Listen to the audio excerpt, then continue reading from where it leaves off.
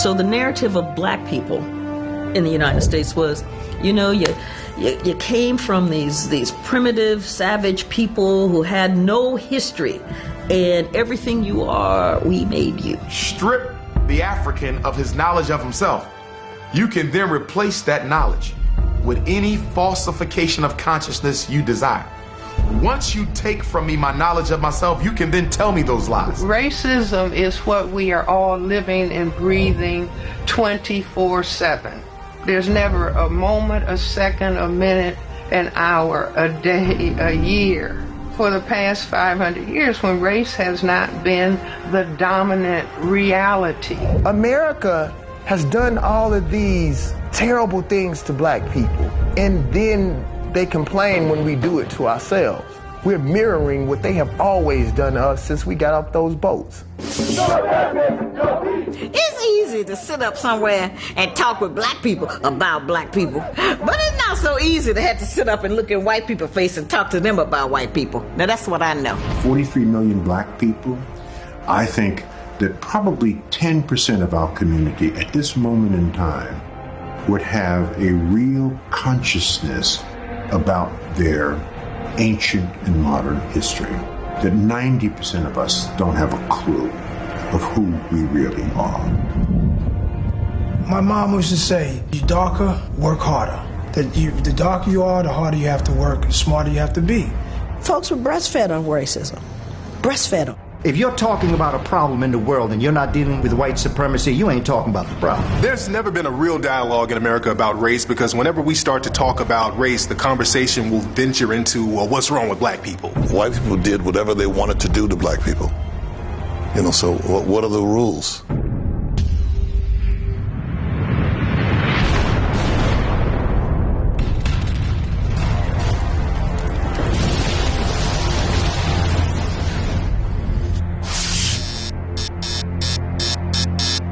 African-American people have been constantly looking for the rules in America. Our whole experience here, we want to know what are the rules to be accepted by the dominant society? What are the rules to not experience racism in America? And every time we learn one rule, we're told those rules don't apply and there's another rule. When African Americans were first dropped off from the slave ships, we said, okay, what do we need to do to be accepted by the dominant society? We were told, well, if you change your name from those African names, we'll accept you then. So African people said, okay, we'll change our names. Can we be accepted? They said, well, no, not quite, because now you're using that voodoo and that African religion. If you take on our religion, then we'll accept you. So black people said, well, that's not a problem. I mean, we're familiar with Christianity because we have a version of that in Africa. The whole European Jesus thing, that's a new thing for us. But if you'll accept us and you'll lay off the racism, no problem. We'll be better Christians than you. Can we be accepted? The dominant society said, well, no, not quite, because now that African voodoo is still there, so maybe if you weren't so lazy, we'll accept you. So black people said, okay, well, we're slaves. Nobody works harder than a slave. We pick all this cotton, we do all this work. Nobody works harder than us. Can we be accepted? So the dominant society said, well, no, because now slavery is over and we don't need your work no more. So black people said, okay, well, how about hiring us since we have all the skills? The dominant society said, well, no, not quite, because we have white-only unions, so we don't need that. So African-American people said, okay, well, look, how about we just build our own communities? We'll build our Tulsa, Oklahomas, our Central Avenues in Los Angeles. We'll build our own prosperous communities, and we'll just leave you be. How about that? The dominant society said, well, no, you can't do that, because now you're making a little more money than us, and now you're becoming a threat, so we're going to burn those little communities down. So black people said, okay, how about this? We'll work for you, just hire us, we'll keep our heads up, we'll have dignity, will you accept us? The dominant society said, well, no, because you're being uppity now. We don't want uppity black folks. So black people said, okay, well, how about this? We'll just shuck and jive, we'll be entertainment for you. We'll tap dance, skin and grin, coon, do whatever. Can we be accepted? The dominant society said, well, we love the entertainment part of you, but we can't really respect that, so we won't accept you. So black people said, well, we'll just drop out completely. We won't even try to be accepted by you. We'll just hang out on the corner. We won't even try to become part of the dominant society. We'll just hang out in front of the liquor store. If we see something we like, we'll take it. We'll just do our thing. The dominant society said, well, no, you do that, we're going to arrest you. So black people said, okay, well, How about we just go in the house? We'll just get crumbs from you. We'll just stay in the house and watch TV because that way we can escape racism. But the thing is, when you look at television, what do you see? Negative image, negative image, negative image, negative image of African American people. So the bottom line is there are no rules for the dominant society to accept black people as a whole. All the rules are there to keep you marginalized. And that brings us to rule number 1. Keep people confused as to what racism is.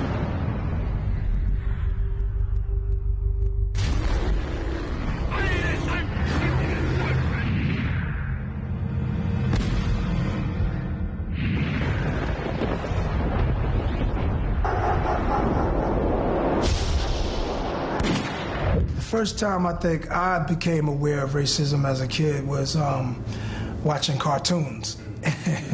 And then, I mean, they have like, you know, cannibals cooking up people, and the way the illustration was, you know what I'm saying? It was like, wow, like Africans don't look like that. Like, come on, guys, I get you making a joke. It's fun to poke little fun jokes at people's different characteristics, you know, and point those out. But it went overboard when it came to Africans and cartoons. Because racism is not a noun, it's a verb, it's an action. And in order for a person to practice racism or to be a racist, they have to not just have prejudice, they have to have power to influence the success or failure of another group's life. That's a racist, and we don't understand it. We think it's just not liking somebody. Racism has to do with power. For example, a black person could stand on the corner and say every negative thing they could think of to say about a white person. They can't determine where the person lives, how much money the person is going to make, you know, whether they're going to have health care. So racism is a power dynamic. It is a power system dynamic. And black people are the victims of racism. Calling a person names is not the same as being able to control every aspect of that person's life. Racism means to control somebody's faith and destiny. I can hate you because you're Jewish, I can hate you because you're Irish, I can hate you because you're German. That's prejudice. America was founded on racism. There's no institution that can get away from the founding principles of its origin. America was founded on the oppression of African people, the enslavement of African people. In order for you to get away from that, you're going to have to reconstruct American society from the bottom up. Well, if you are struggling for your genetic survival, then the threat to your genetic survival has to become a target. And the black male is perceived as the threat to white genetic survival. It's because only males, whether they're white, black, brown, red, or yellow, can impose sexual intercourse. Females cannot impose sexual intercourse.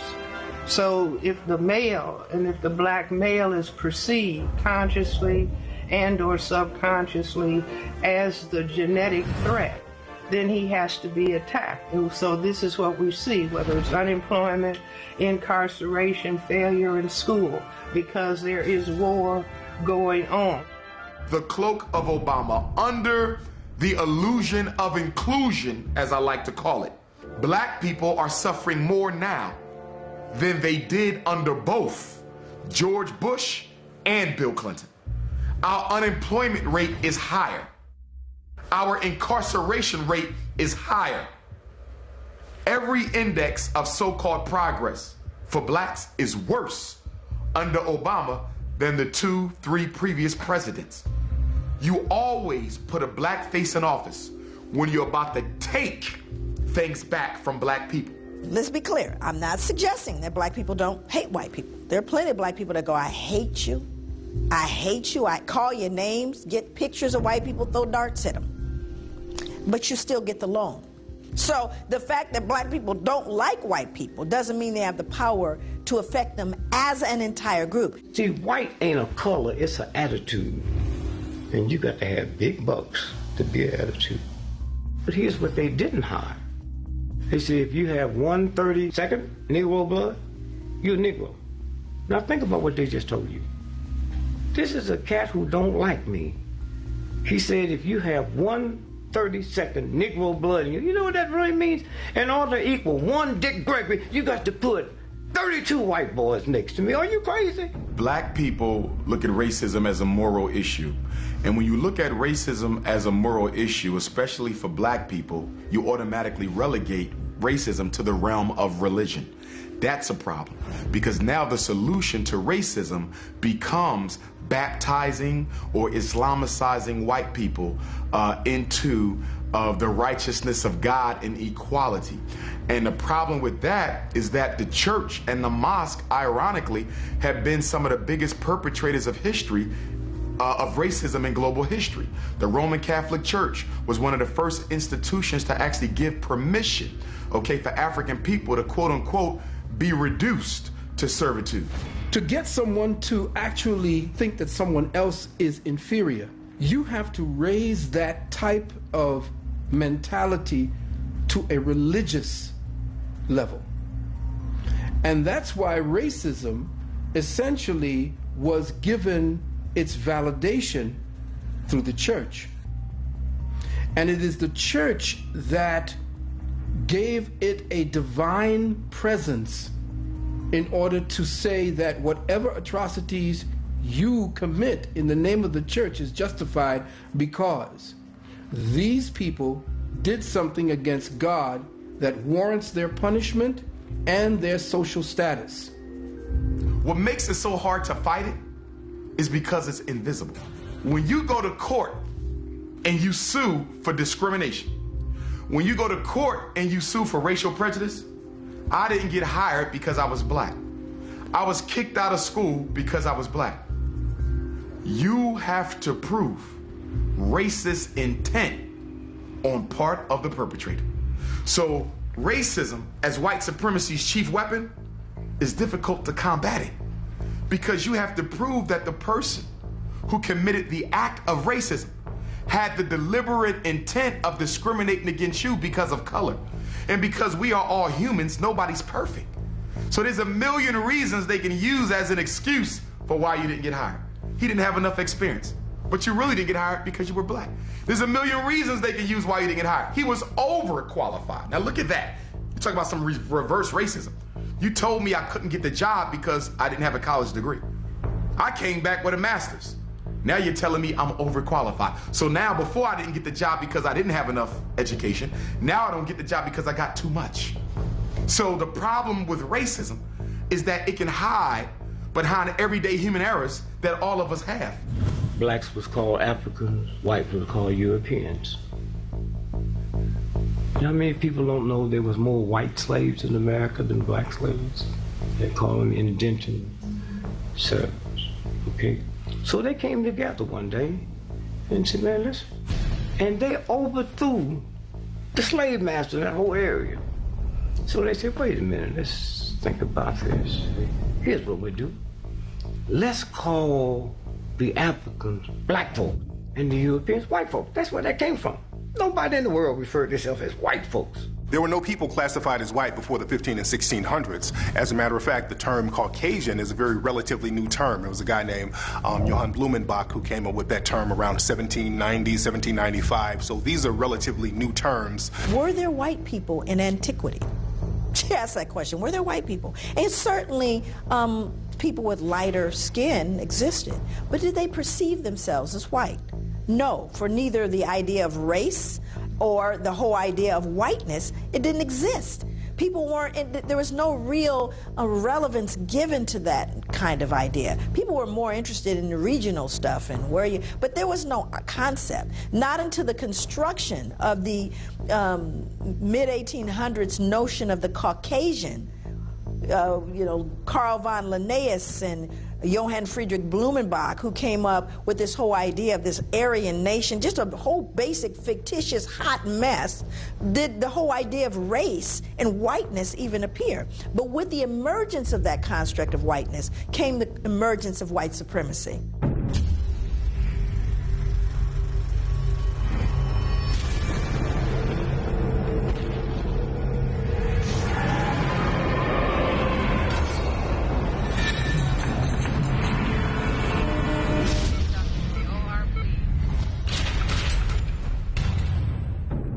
To know your history is everything, no matter who you are, especially black, because you're constantly being told that you were nothing but a slave. Constantly. No one began as a slave. That's not what God put you here for. If you know anything about the history of slavery, that's the first thing that they did. They beat your history and your native tongue out of you. And what's amazing about America, even the state of Texas, the school board is now expunging slavery out of the books, so they won't have to be held accountable for what they did. It's going to be difficult for people to prove intellectual inferiority. That's why even in our textbooks in school, they don't like to teach our children about black inventions. Because even greater than our African history are our American inventions. Because from nowhere, you're coming up with things that revolutionize the American social and economic order. Well, basically, there is a proverb that says that the only thing that peoples of European descent ever created was the patent office, because they stole everybody else's ideas and put their name on it. During slavery, because you were the property of your master, a lot of what we invented was automatically given credit to the master. The credit was forwarded to the master because we was property. We weren't allowed to take fame or notoriety for the things we created. Anything that made work easier. Why would white people want to invent something that make work easier when they had black folks to do it? You have a huge incentive to try to get things to move smoothly so that, you don't get any more lashes. Or somebody doesn't now have to sell someone else in your family. There was a lot of incentive to create inventions. And that's another thing. Most of our black inventors had to deal with idea theft. White folks would come in and say, we did it first because we didn't necessarily know the process or have the money to patent our inventions. So white folk will find out what a black person invented and go do it real fast and get their application in, because back then the process wasn't as thorough as it is now. Whoever got their application in first to the patent office, that's who got the patent. So we got thousands of inventions by black people. We'll never even know it because of the fact that they were stolen. They don't want anyone to know that we invented things. If it wasn't for black people, white people couldn't take a dump. A black man invented the toilet, and he just made it white on purpose. A slave by the name of Black Sam, Eli Whitney's slave, created the idea for the cotton gin, and his master took it and patented in his own name. How could he do that with no benefit of books? He wasn't even allowed to learn. A lot of people assume just because African slaves were illiterate, they were ignorant. And there's a real big difference, because African people, they had a very elaborate language or elaborate languages over in Africa. When Africans were brought over here, they were taught a bastardized version of English, and they weren't even allowed to see the language written down. And they were taught the language by lower class Europeans who were living in the South. So even though there was that major obstacle, blacks still did phenomenal things. Thomas Edison was known for stealing people's inventions. He was known for taking the inventions of a few African-American inventors. Lewis Latimer, Granville T. Woods actually went to court with Thomas Edison, and Granville T. Woods actually won his case. Thomas Edison tried to bring Granville T. Woods to court on that invention. And I just saw a commercial for Mazda, I believe, cars, where they said, here's a man holding 1,000 patents. Well, 90% of them he stole. Alexander Graham Bell and Thomas Edison, who are probably considered America's two greatest inventors of all time. But guess who was designing their blueprints for the patent application? A black man. Now let's think about this for a minute. If you invent something, why do you need me to do the blueprints for the patent application? If it's your idea, how in the hell can I do the blueprints for it? You can't do the blueprints for my idea. I have to do them. So if Latimer is doing the blueprints, if he is your chief draftsman and he's doing your blueprints for your patent application, Alexander Graham Bell, did you invent the telephone, or did Lewis Latimer invent the telephone? Thomas Edison had a whole troop of people that was in his sweatshop, and depending on the invention, he would hand it over to that particular department and tell them, see what it is that does, and then do something a little different, and we'll patent that. And when he took Granville T. Woods' information and tried to make it his own, the court said no. The watermelon and black people stereotype, that came and that was popularized by Thomas Edison. Around 1890, Thomas Edison put together this Nickelodeon reel. And there were these African-American men who were joking around, shucking and jiving, and kind of mugging for the camera, and they were eating watermelon. And Edison filmed this, put this out, and the general public saw this, and they said, okay, African-American people must really love watermelon. And right after that film came out, thousands of postcards and all types of memorabilia flooded the market of African-American people eating watermelon. So that watermelon stereotype was popularized by Thomas Edison. A lot of people don't know there's an African-American male who is significant, has patents on the first major computer chips that made computers operate. Other inventors that we don't know about, essentially, who they call the father of the internet, was Philip Emeagwali, a Nigerian man who essentially created the connection for quantum bits of information so that multiple computers could actually communicate with one another. During slavery, and this is well documented by white people, many of the masters, when they were sick, did not call for the physician. They called for the big mama on the plantation, and she would come with her medicine bag that didn't have alcohol and rum. It had all types of things that she made from the herbs that she had planted. Some of them said, I don't want the doctor. Bring me the witch doctor, that voodoo woman who I own. Africans took what they brought from Africa, which would be a ground hockey, and all they did apply the game to ice. When the British were fighting the United States, there were African slaves or former slaves assisting the British in fighting the U.S. When the U.S. won and the Britons lost, many of the African Americans were sent to British colonies in West Africa, and many of the African Americans were sent into Nova Scotia, Canada, and they formed what we now know as hockey. They started to play this new game called hockey, which was something that Africans were doing in Africa. In ancient Kemet, there was a form of field hockey that they were playing, and they went into Canada and they created what we now know as hockey, and there were actually black Canadian hockey teams in the early sport of hockey that a lot of people don't know about. And there's a great book about that called Black Ice that talks about the early inventors of hockey who were men of African descent. The baddest cowboy, black or white. This man was so bad that they called him the Invincible One. Just to say that there was nobody badder than this man in the West, and that's been co-signed. The brother's name was Bass Reeves. Now, Bass Reeves was a former slave who pretty much beat up on his master to get away. When we think of runaway African slaves, we always think of the Africans sneaking away in the middle of the night, hiding, ducking and dodging behind trees, hiding in bushes, hiding in rivers. Bass Reeves decided he was not going to be a slave anymore, and not only was he not going to be a slave, he told his master, I'm going to beat you up before I leave. So he beat up his master, escaped and got away and went into Oklahoma, which was like an outlaw territory. So he actually got away and became very prominent in the Old West. When they began to open up the Oklahoma territory, they needed to recruit people. And they recruited him because he knew the Creek language, he knew the Muskogee, he knew how to speak the Seminole language. He knew all of the natives of the area, and he sat with them to learn about their traditions. The real life of this black man, Bass Reeves, became the mythic legends of Hollywood white cowboys. He brought in 3,000, count them, 3,000 bad guys. I'm talking about the worst murderers. He got 3,000 of them, killed 14.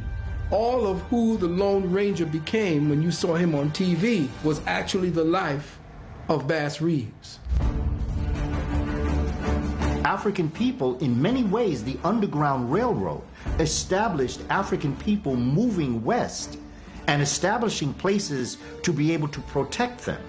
And so in the study and the research of the Underground Railroad, you will find that there are African-American communities that were established and have been there from before people can actually talk about it historically. Many people don't realize that African-American people founded and settled many cities around the country. Buffalo, New York was founded by a black man. They called him Black Joe Hodges. Many African-American people had a less volatile relationship with the Native Americans. A lot of the European settlers, they were beefing with the Native Americans. so they couldn't go into certain areas peacefully. But a lot of African American settlers would go in there, and they had somewhat of a camaraderie with the Native American people. In Los Angeles, 44 African American families came to Los Angeles and founded Los Angeles. The governor of what was then known as Alta California, which is now the state of California, the governor was a man of African descent named Pio Pico. And there's a street out here in Los Angeles called Pico Boulevard named after him. You had an African-American woman named Biddy Mason, who was a very wealthy landowner in early Los Angeles. So African-American people were very prominent in founding many cities around America. Chicago was a city founded by Jean-Baptiste Pointe-du-Sable, a brother of Haitian background coming up through and founding this city, Chicago, because that is what the indigenous people called it in this part of Illinois. Now, Seneca Village really is a misnomer for Senegal Village. Seneca Village was a community in New York City that was purchased by freed Africans. When the enslavement of African people was abolished in 1827, Senegal Village became a meeting place for African people in general. The backstory, it is believed that Senegal Village became part of the Underground Railroad for African peoples. Starting in 1855, you're going to have people start to call it a shanty town, where people who are squatters live. They're going to demean the importance of Senegal Village. Going to say, you see all these African people moving up in here, and they're squatters, they don't belong there, and we need to create a park. And so they begin to put themselves upon the people. Finally, the mayor signs an edict saying, eminent domain, you got to get out. And so by 1857, the last Africans were forcibly removed from their homes.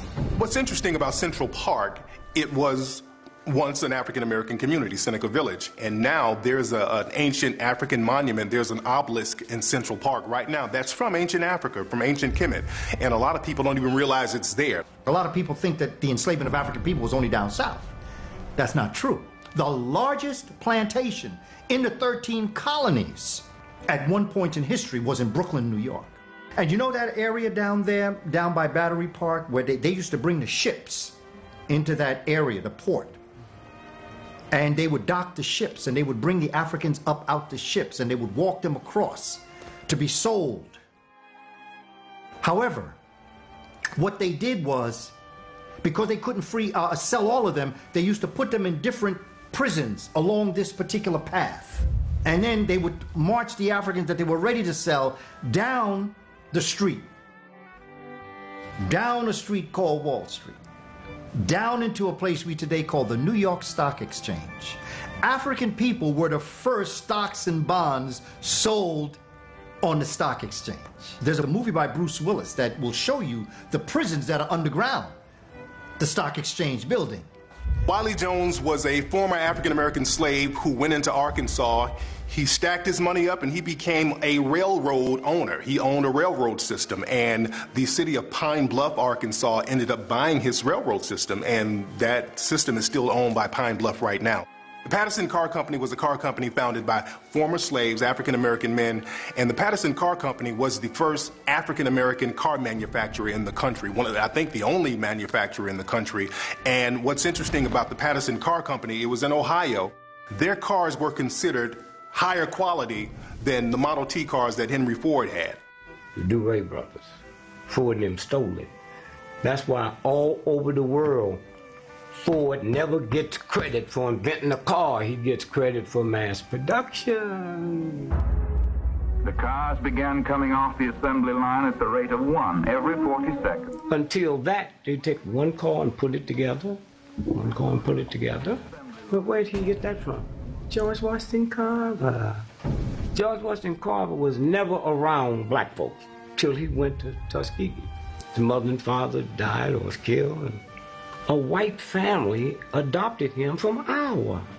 You know, black folks in Iowa, except football players. So he went to grade school, high school, and they didn't have no secondary school. They didn't have enough people. And so now George Washington Carver leaves after he get all this education come out there. He goes to Tuskegee. Henry Ford came down to visit, like he always see his friend. He said, Mr. Ford, I got something here. Study plants. And so if you take this back and give it to your engineers, they can build more than one car at a time. He took it back. Mass production all over the world is called the plant, right? Everybody made joke of him because they said, well, you know, but the plants are talking to him? You know, is this how he's getting these properties of these plants? And George Washington Carver, in his quiet, dignified way, said, well, who taught me? I'm not saying that they talk to me like they got a tongue, but I can look at a plant and see what it can do for the human family. The military came to George Washington Carver, and they said, we need you to do something for us. Can you invent something that out of it we can get paint, glue, ink, and plastic? Yeah, I can handle it. They tell me how smart black folk are. I can handle it. So he came back, called soybean. Now you want to hear something funny? The #1 cancer group in America is vegetarians. Because you wasn't supposed to eat soy. When he got to Tuskegee, they thought he was gay. No association with women, high-pitched voice, they thought he was gay. The finest use we've been able to make of peanuts is in the treatment of the after effects of infantile paralysis. And he'd rather for you to believe he was gay than tell you that them white folks that adopted him castrated him so he couldn't have sex with their daughter. Like, who wanted them, huh?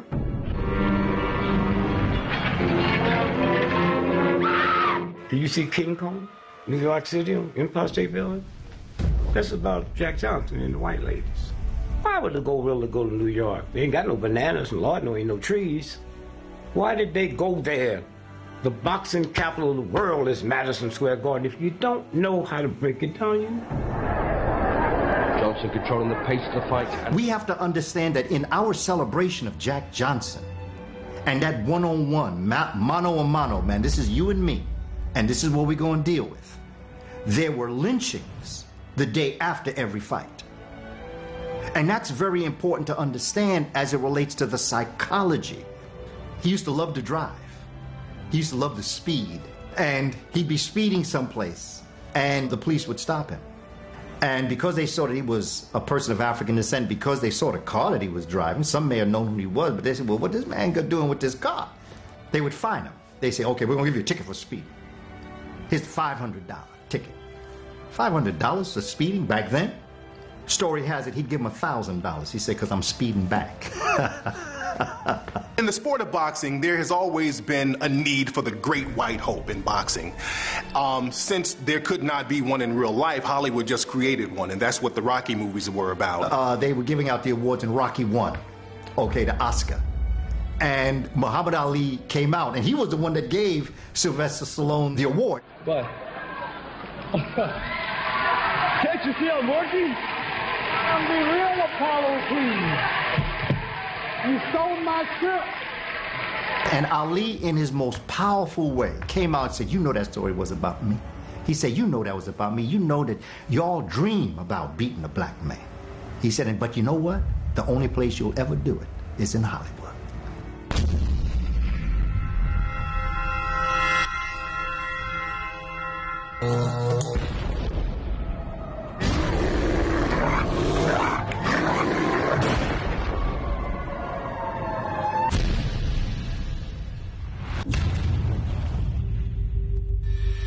This is a society that loves women.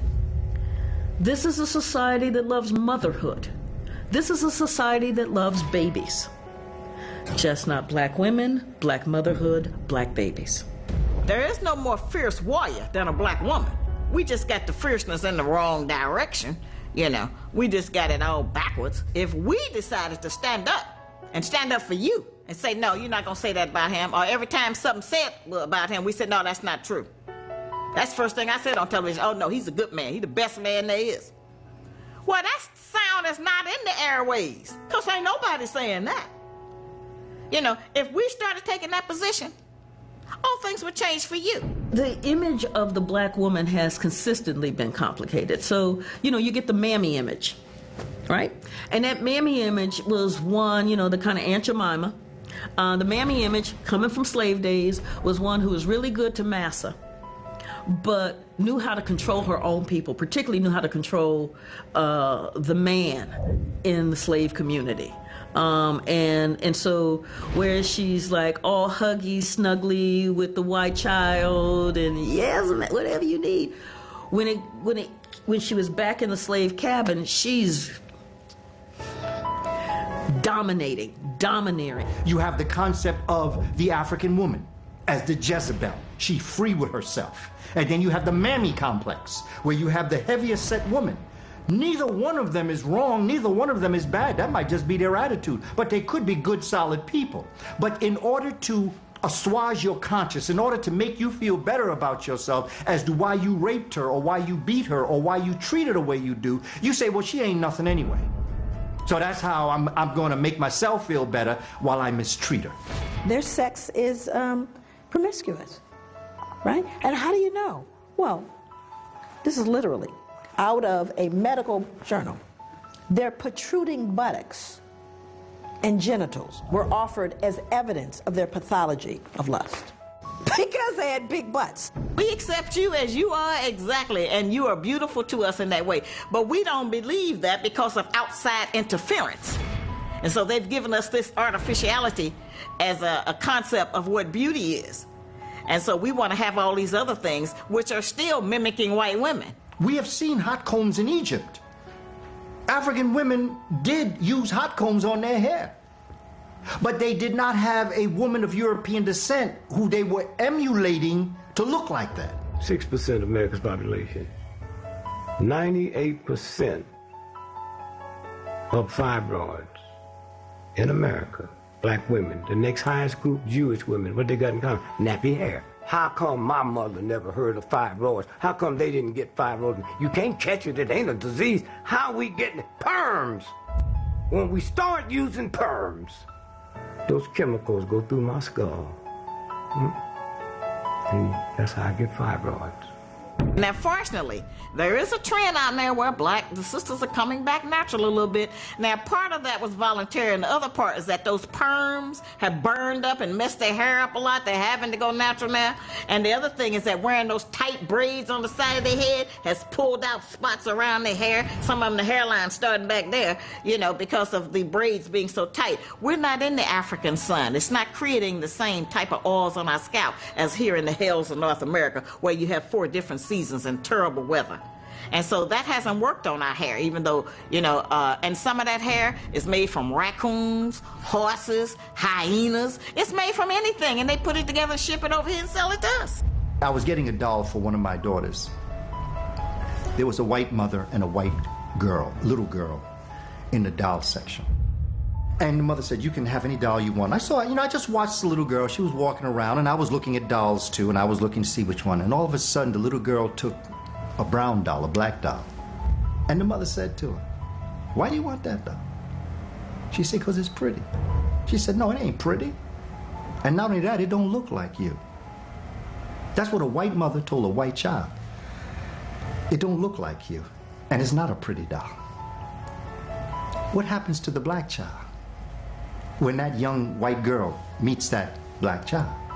What's been ingrained in that little girl's head? See, the adults are the problem. We have more power as black women than we will ever understand that we have. And so they come to the people with the power when they want to control a group or a nationality. Teach a child that you are beautiful. I had a little girl say to me, my nose is too big. I said, well, can you breathe? She said, yeah, I can breathe. I said, well, your nose is just right. When they make baby food, they really make it for the mother, because the mother's not going to give the baby nothing that she don't like. So baby ain't never had sugar and salt, pepper, and chemicals. So the baby is sitting in your lap, and you feeding it, and they see that white baby on there. You don't see it. They see it. And every time she puts in there, a good feeling run through their body. Now they got tests that you can flash a white child, and a good feeling run through your body even after you've grown. Slave mistress, she didn't allow black women to nurse her baby because she didn't produce milk, because nature will produce milk in a woman's breast if she has a child.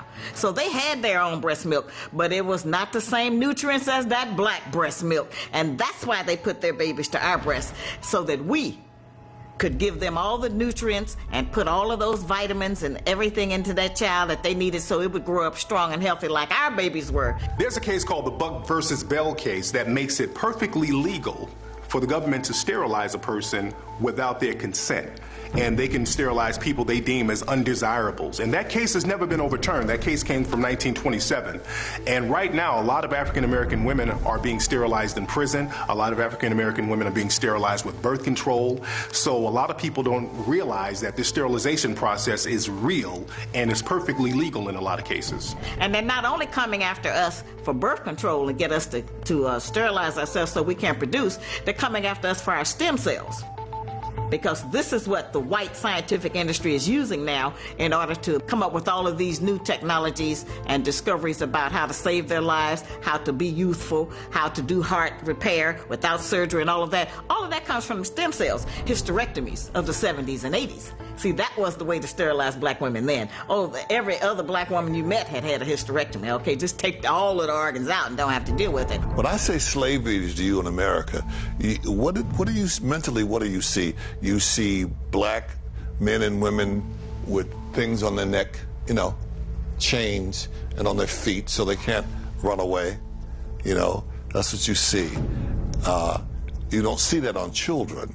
Children are going to follow their parents. You see children running free, following behind their parents. The 1700s, there was an act called the Casual Killing Act in Virginia. And what this was a law that said that if you killed someone, black, as a result of correcting them, but it would not be considered a felony, but anyone accused, so giving that punishment would be basically free of any punishment or any wrongdoing, called the Casual Killing Act. Stay with me.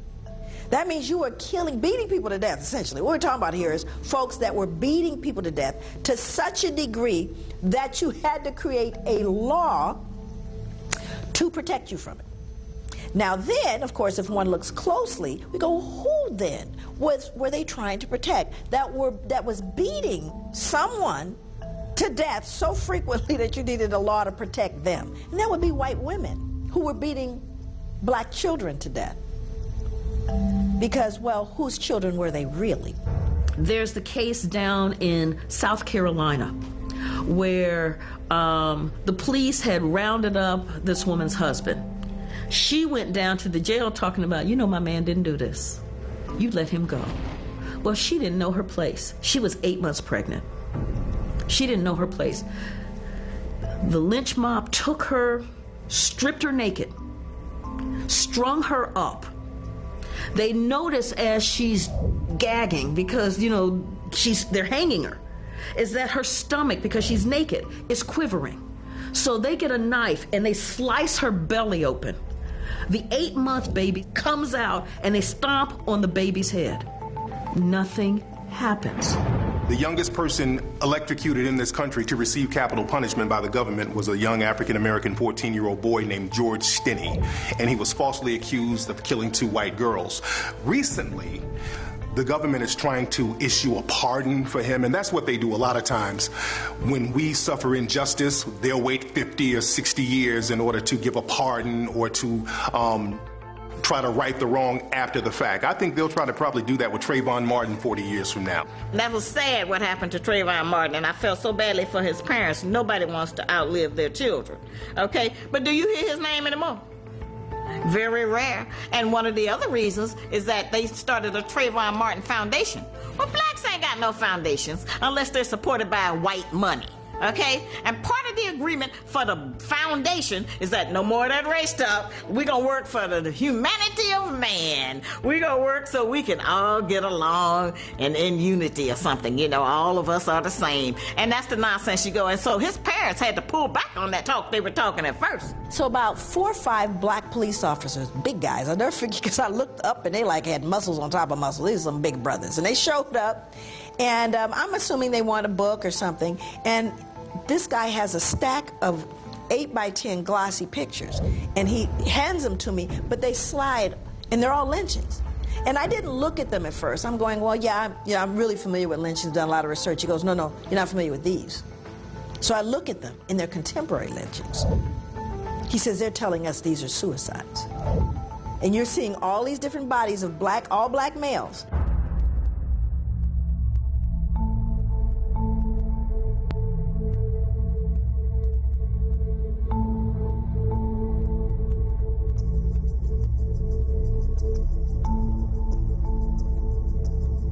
He worked in a drugstore, and he sent a white girl that he worked with a Christmas card. Her father clocked. Her father got the lynch mob together. They grabbed that 14-year-old boy, and they grabbed the boy's father. They went out to the bridge. They beat the crap out of that boy. They tied his hands. They bound his feet. They yanked the father's head to force the father to watch as they threw the boy into the water, alive with his hands bound and feet bound, to watch his son drown. If a white group of boys do something, they'll say, 4 white teens broke into a store downtown. If a black group of boys do it, 4 black men broke into this place and did this and did that. They use a different language for what they give their children and what they give ours. If the black boys do something, they put their faces right up on the camera. I don't care how old they are. That's where the new ruling came from about trying them as an adult. That was against you, okay? And then if a white boy do something, they put a screen over their face, or they'll show the back of his head. And I say if a person just turns on the television, you put a child in front of the television for 6 months, they will learn racism, white supremacy, because they're seeing white, white, white, white, white. White, white, white, white, white, white, white, white, white, white. There may be a black image. Hopefully one that's constructed, but many times not. So the culture is teaching itself 24/7, as all cultures do.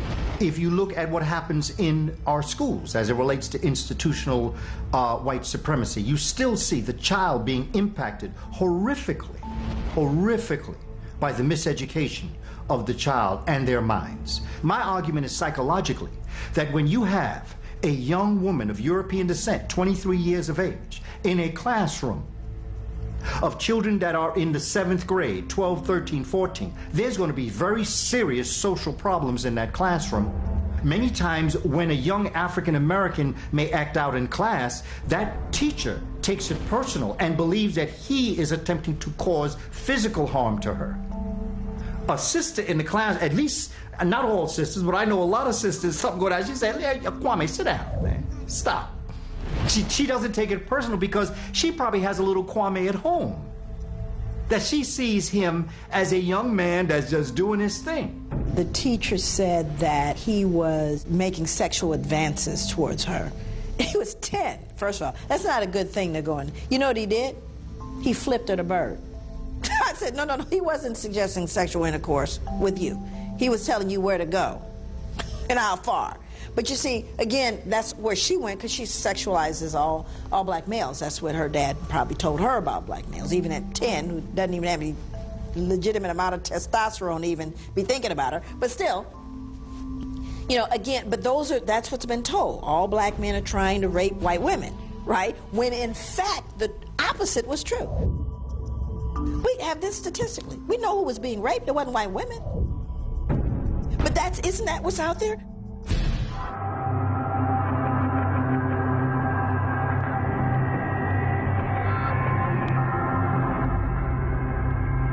Body parts. They've been selling body parts. That's old. That's not new. That's why black people don't like to go to hospitals. They go to get their toes clipped, their fingernails clipped, and they wake up and their foot's gone. They've been utilizing the organs of black people for years, the organs and the body parts and the members of African American people, and that goes back to George Washington. There's a long time myth that George Washington had wooden teeth. We've heard that myth growing up in school. The reality is George Washington did not have wooden teeth, because common sense will tell you you can't put wood in your mouth, it gets wet, and wet wood is useless. What George Washington did, he had the teeth of his African slaves yanked out of their mouths, and he made dentures out of these teeth, and they're on display. His dentures are on display at museums right now. And that just goes to show the history of African people having our bodies mutilated and our members disfigured and mutilated for the betterment and benefit of the dominant society. In America, at least 2,500 black people go missing every year. At least. Never to be found again, not killed enough, you just don't find them again. Why doesn't that number ever go down? How can you constantly have the same amount of people? Are you trying to say the same killers go out and murder the same amount of people every year? No. Somebody is taking black people off the street. There's been stories on this. Kidnapped by the government. Kidnapped by organ traffickers. Drive-by shootings is organ stealing. I'm worth $50 million and I need a kidney. And you know, kidneys are pretty sensitive. You got to find somebody who really got the kidney that matches yours. You think I'm going to wait till somebody die for me to get one? If I don't get one soon, I'm going to die. So guess what I'm going to do? I'm going to pay somebody to go research people. Okay, let's go look at all the black organ donors. Let's look at all the black people who got organ donor on their driver's license, which is why I'm not a friend of that. I say, if you want to donate your organs, put it in your will. Say that if I die, this can go to my family, my relatives, my friends, or whomever. But when you put it on your license, I believe you make yourself a public target. And so what did they find? We got a guy in Los Angeles. He has the same blood type as you, same kidney type as you likely. He healthy though. He ain't likely to die no time soon. He don't know you, so he ain't gonna give you no organ for free. So guess what we're gonna do? We're gonna arrange a murder that makes it look like he was in a car accident. We're gonna arrange a murder that makes it look like he committed suicide. So the next thing you know, you coming out the gas station, boom, you get hit by a Mack truck. You dead, gone. You get taken to the funeral home. Your family come to the funeral. They don't know that before your body got laid to rest, a little hole was poked and they pulled your kidney out. A lot of people don't know, when you get arrested or even when you get convicted, a lot of times law enforcement or police will swab your mouth for DNA. And now they have your DNA record on file, they have your genetic information on file. And you have to understand, with law enforcement, a lot of times they'll sell your information to tabloids and, like, especially celebrities, they sell their information to tabloids and magazines and news outlets all the time. So it's not a stretch to believe that they won't use your DNA or your genetic information for nefarious reasons. You, my son, cops come by and inform me you just been shot dead. You don't have jurisdiction over that body. That's the coroner. You can't get that body till the coroner release you. So we'll get released, we go down and pick it up, and I see all these cuts and these stitches. I just thought they was doing a routine investigation, following the family. I didn't know they took your organs. I'm under all this stress, my son is dead. Now you buried now, I can't dig you up because the court got to have permission. Most of those cases is organ stealing. It's been known for a long time, even back in slavery times, that black organs were considered superior genetically to other folks' organs. For example, whenever there's a transplant, okay, especially when rich folks get heart transplant, liver transplant, kidney transplant, they like white, they like black organs. We had a famous case in Pennsylvania, Governor Casey, who was one of the most racist governors who ever lived back in the late 80s, early 90s. He had a heart transplant. Guess whose heart they gave him? A black person's heart. Down in Georgia, there was a case of an African-American 17-year-old kid who was found mysteriously dead at school. He died in the gym. They did an autopsy and they buried him. His family, they weren't satisfied with the results because they still wanted to know what happened to their son. They had the body exhumed, found out that his organs were missing and his body was stuffed with newspapers, and people are still trying to find answers. The officials down there in Georgia, they act like they don't know what's going on. There was another case out here in California. A young African-American man was found dead in Death Valley in the desert. All of his organs were missing. His liver, heart, lungs, kidneys, all gone. There's a case in the UK recently. A Somalian girl was brought over there for organ harvesting. They found out that they were going to harvest her organs, and they stopped that. There was another case in Asian couples. They went over to Africa. They adopted a black girl. 2 weeks later, she was dead. So these cases of organ harvesting are just going on all over the world, and people are being real quiet about it. The Rodney King riots. The cops arrested 18,213 black folks. They couldn't account for 10,000 of them. That's what happened in New Orleans. Remember when you saw those helicopters? They were picking up all them black babies and taking them up in the helicopter. And my husband and I sit there and said, we wouldn't have sent our son with them. I don't care who they was. We'd all died in the water together. We wouldn't have sent our baby up there. And they never got a bunch of those children back, as we all know. Organ harvesting in Africa, it's a business. In fact, they've set up so many sophisticated places around the so-called third world where there are nations like France, England, New Zealand, Israel. All these places now are looking in the impoverished areas because mostly in these impoverished areas like Brazil, places in South Africa, right here on this continent, wherever there's poverty, there's crime. And wherever there's crime, you know there's a lot of deaths and there's a lot of shooting. They are killing black people for their organs. Think about it. Organs are the only commodity that people must have to live that you cannot buy in a store. So if I am sick and I need a heart, I can't buy that. And we know all the problems with the fake hearts. Now, they can give a pacemaker to a bad heart. But what about when the heart needs to be replaced? You gotta find a match, and it ain't none on the donor list, and I'm worth $50 million, and I could care less about black people anyway? Guess what? Somebody gonna get shot in a drive-by. Switch over to Haiti. Jean Bellerive, at the time, he was the prime minister at the time when Haiti was hit with that earthquake that killed over 130,000 brothers and sisters down there in that island. They had a report on CNN with Jean Bellerive, and he said specifically that there was organ harvesting and child kidnapping going on. And we have already reports of a lot of trafficking, even of organ trafficking. Of organ trafficking? Yeah. Now, already. Of the victims of the earthquake? Yeah. So, do you know that for sure? Yeah, I know that for sure, and it was discussed in Montreal during the conference. If you live in Los Angeles and you want to adopt a black child, why not get one from Los Angeles? You have every age, every skin color, every hair type, whatever you want, it's here. Because black kids are not being adopted by black people. But instead, you want to go all the way to Ethiopia and get one. You want to go all the way to Haiti and get one after the earthquake.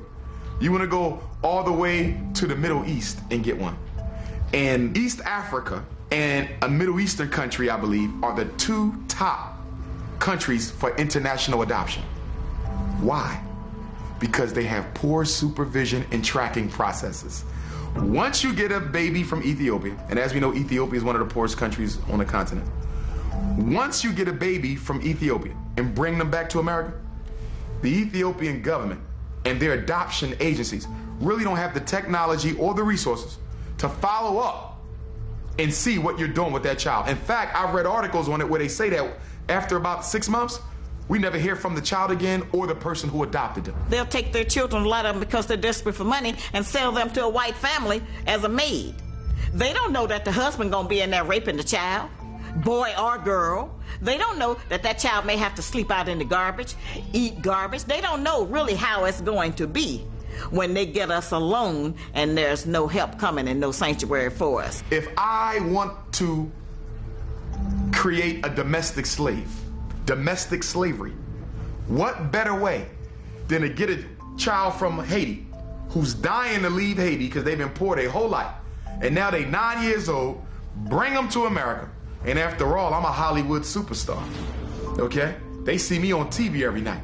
I got a mansion with 3 swimming pools. They've never seen nothing like that in Haiti. And then I tell them, you don't even have to go to school. All you have to do is stay here and do what I tell you to do. We need you to clean this, fold that, buy this, run these errands. They are adopting black children and turning them into domestic house slaves for rich white people. And they will never get in trouble because the black children see this change of life as a blessing. I'm not going to tell. They don't make me go to school, but look how I live. I live great. Yeah, I'm a slave and I don't get paid, but look how I live. I'm living great. There's a movie that came out a couple of years ago, and you can watch this movie on Netflix. There's a movie called I Am Slave. It's the true story about an African girl who was kidnapped, and she was brought over to Europe, forced to work as a domestic, and she actually escaped to tell her story. And this is very common. That's going on right now, and a lot of people don't know about it. As a matter of fact, a lot of times when you go to places like New York and you see a lot of domestic workers walking around with these white children, you just naturally think they're regular nannies that they hired. But a lot of these women are African immigrants or Haitian immigrants or Caribbean immigrant women who are undocumented. They're brought over and they're made to work for little or no money. So this modern type of slavery definitely goes on right now. Find themselves at a school meeting, black mother seated next to the white mother, son seated on either side of them. Black mother leans over to the white mother and goes, oh, by the way, I just wanted to mention to you that I noticed your son is doing really well. And the white mother goes, well, thank you so much. He really is. He's quite the man. He's in the TAG program. Did I mention that? He also won the science fair last week. His uncle's an astronaut. The boy's brilliant. She's thrilled to death, oozing with pride for this black mother commenting and complimenting her son. Then the white mother sits back, and before she can sit back fully, she realizes that the black mother's son is actually excelling her son. So she stops and she goes, wait a minute, you're talking about my son? Your son's the one that's really coming along. Well, that boy's really, oh my goodness, he's doing well. Black mother's response, girl, get out of here.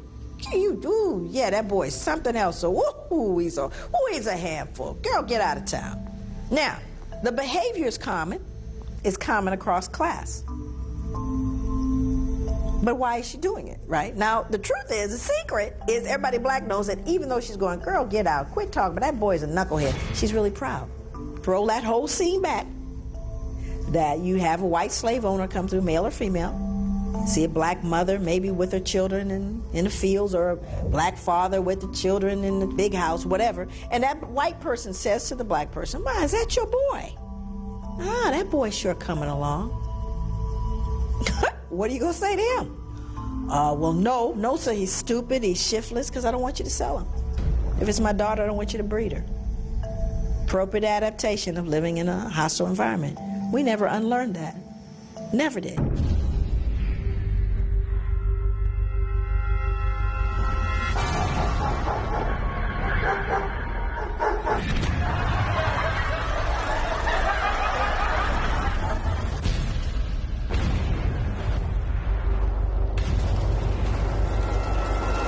When we were put into slavery, we were beat into submission, and the person that we looked up to was the slave master.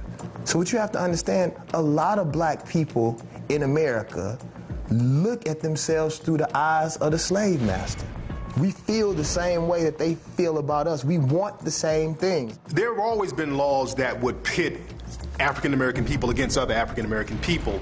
During slavery, they had a law called the Meritorious Manumission Law, where African people would get rewarded for turning in another African slave, or turning in a person who wanted to create some type of rebellion or runaway slave. So there were all types of incentives to give African American people for turning on each other. I mean, all of our major organizations are supported by people who classify themselves as white. So it becomes difficult to bite the hand that feeds you. Give the illusion of inclusion. And under the illusion of inclusion, we're actually going to take them back to Jim Crow. That's what they're doing. They're taking us back as they give us the propaganda of going forward, and they do this through the who? Black bourgeoisie. Every city got a black bourgeoisie. This is how white supremacy operates. A numerical minority cannot control a numerical majority without participation from the majority. It's impossible.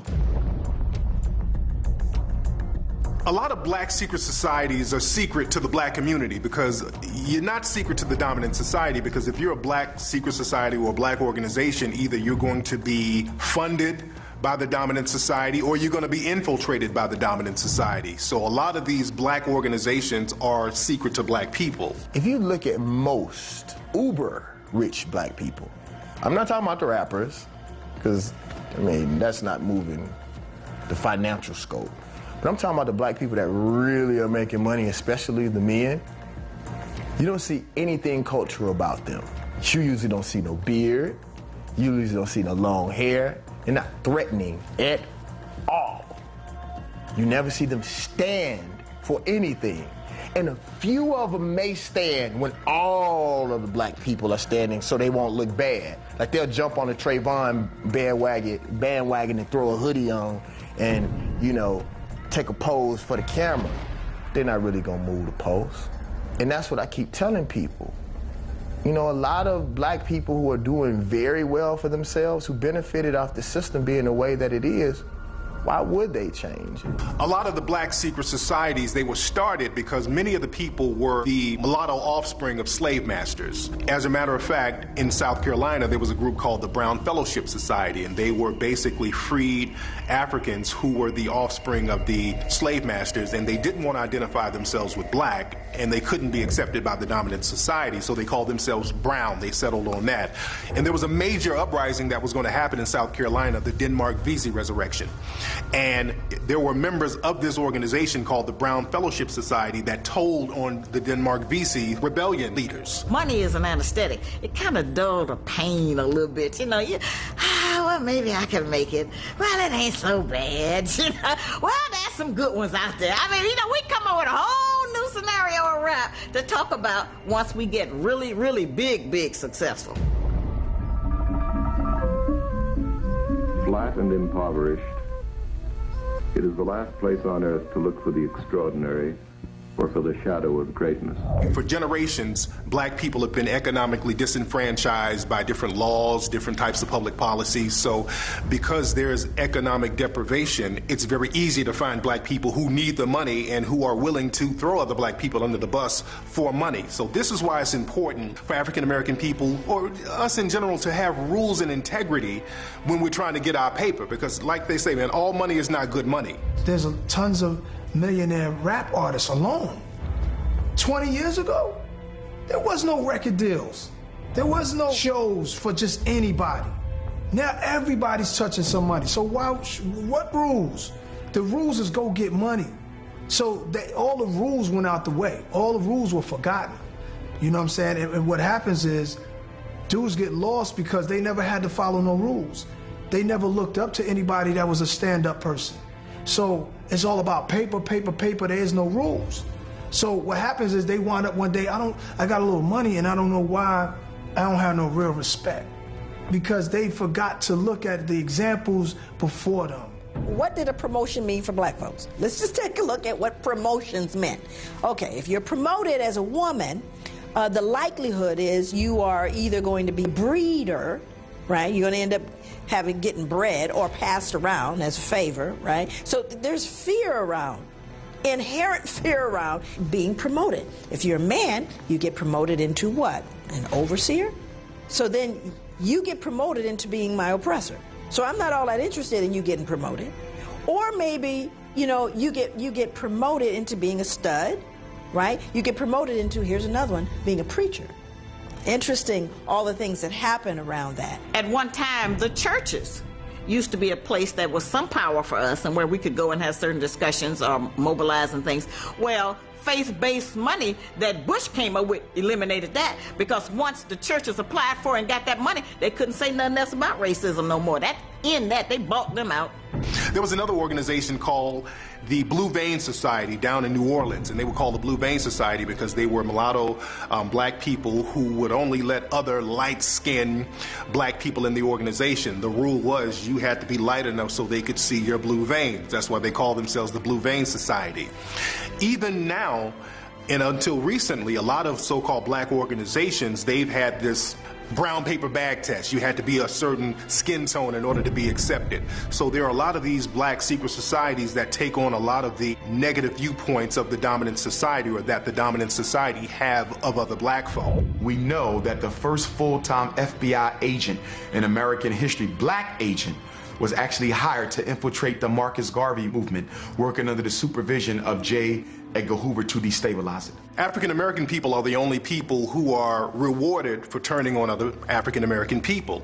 You don't see that with other people in the dominant society. You don't see Latino people being rewarded for turning on other Latino people. You don't see Asian people being rewarded for turning on other Asian people. But if there are African American people who are willing to talk badly or negatively about other African American people or throw other African American people under the bus, they get book deals, they get TV shows, they get radio show deals. So there are all types of rewards and incentives for African Americans to throw other African Americans under the bus. And this comes directly from slavery. At one time, the black man had to grin and smile all the time. Everything, it didn't matter what. You had to keep grinning, keep smiling. That was to show all of the white people that you were not hostile and you was a happy Negro.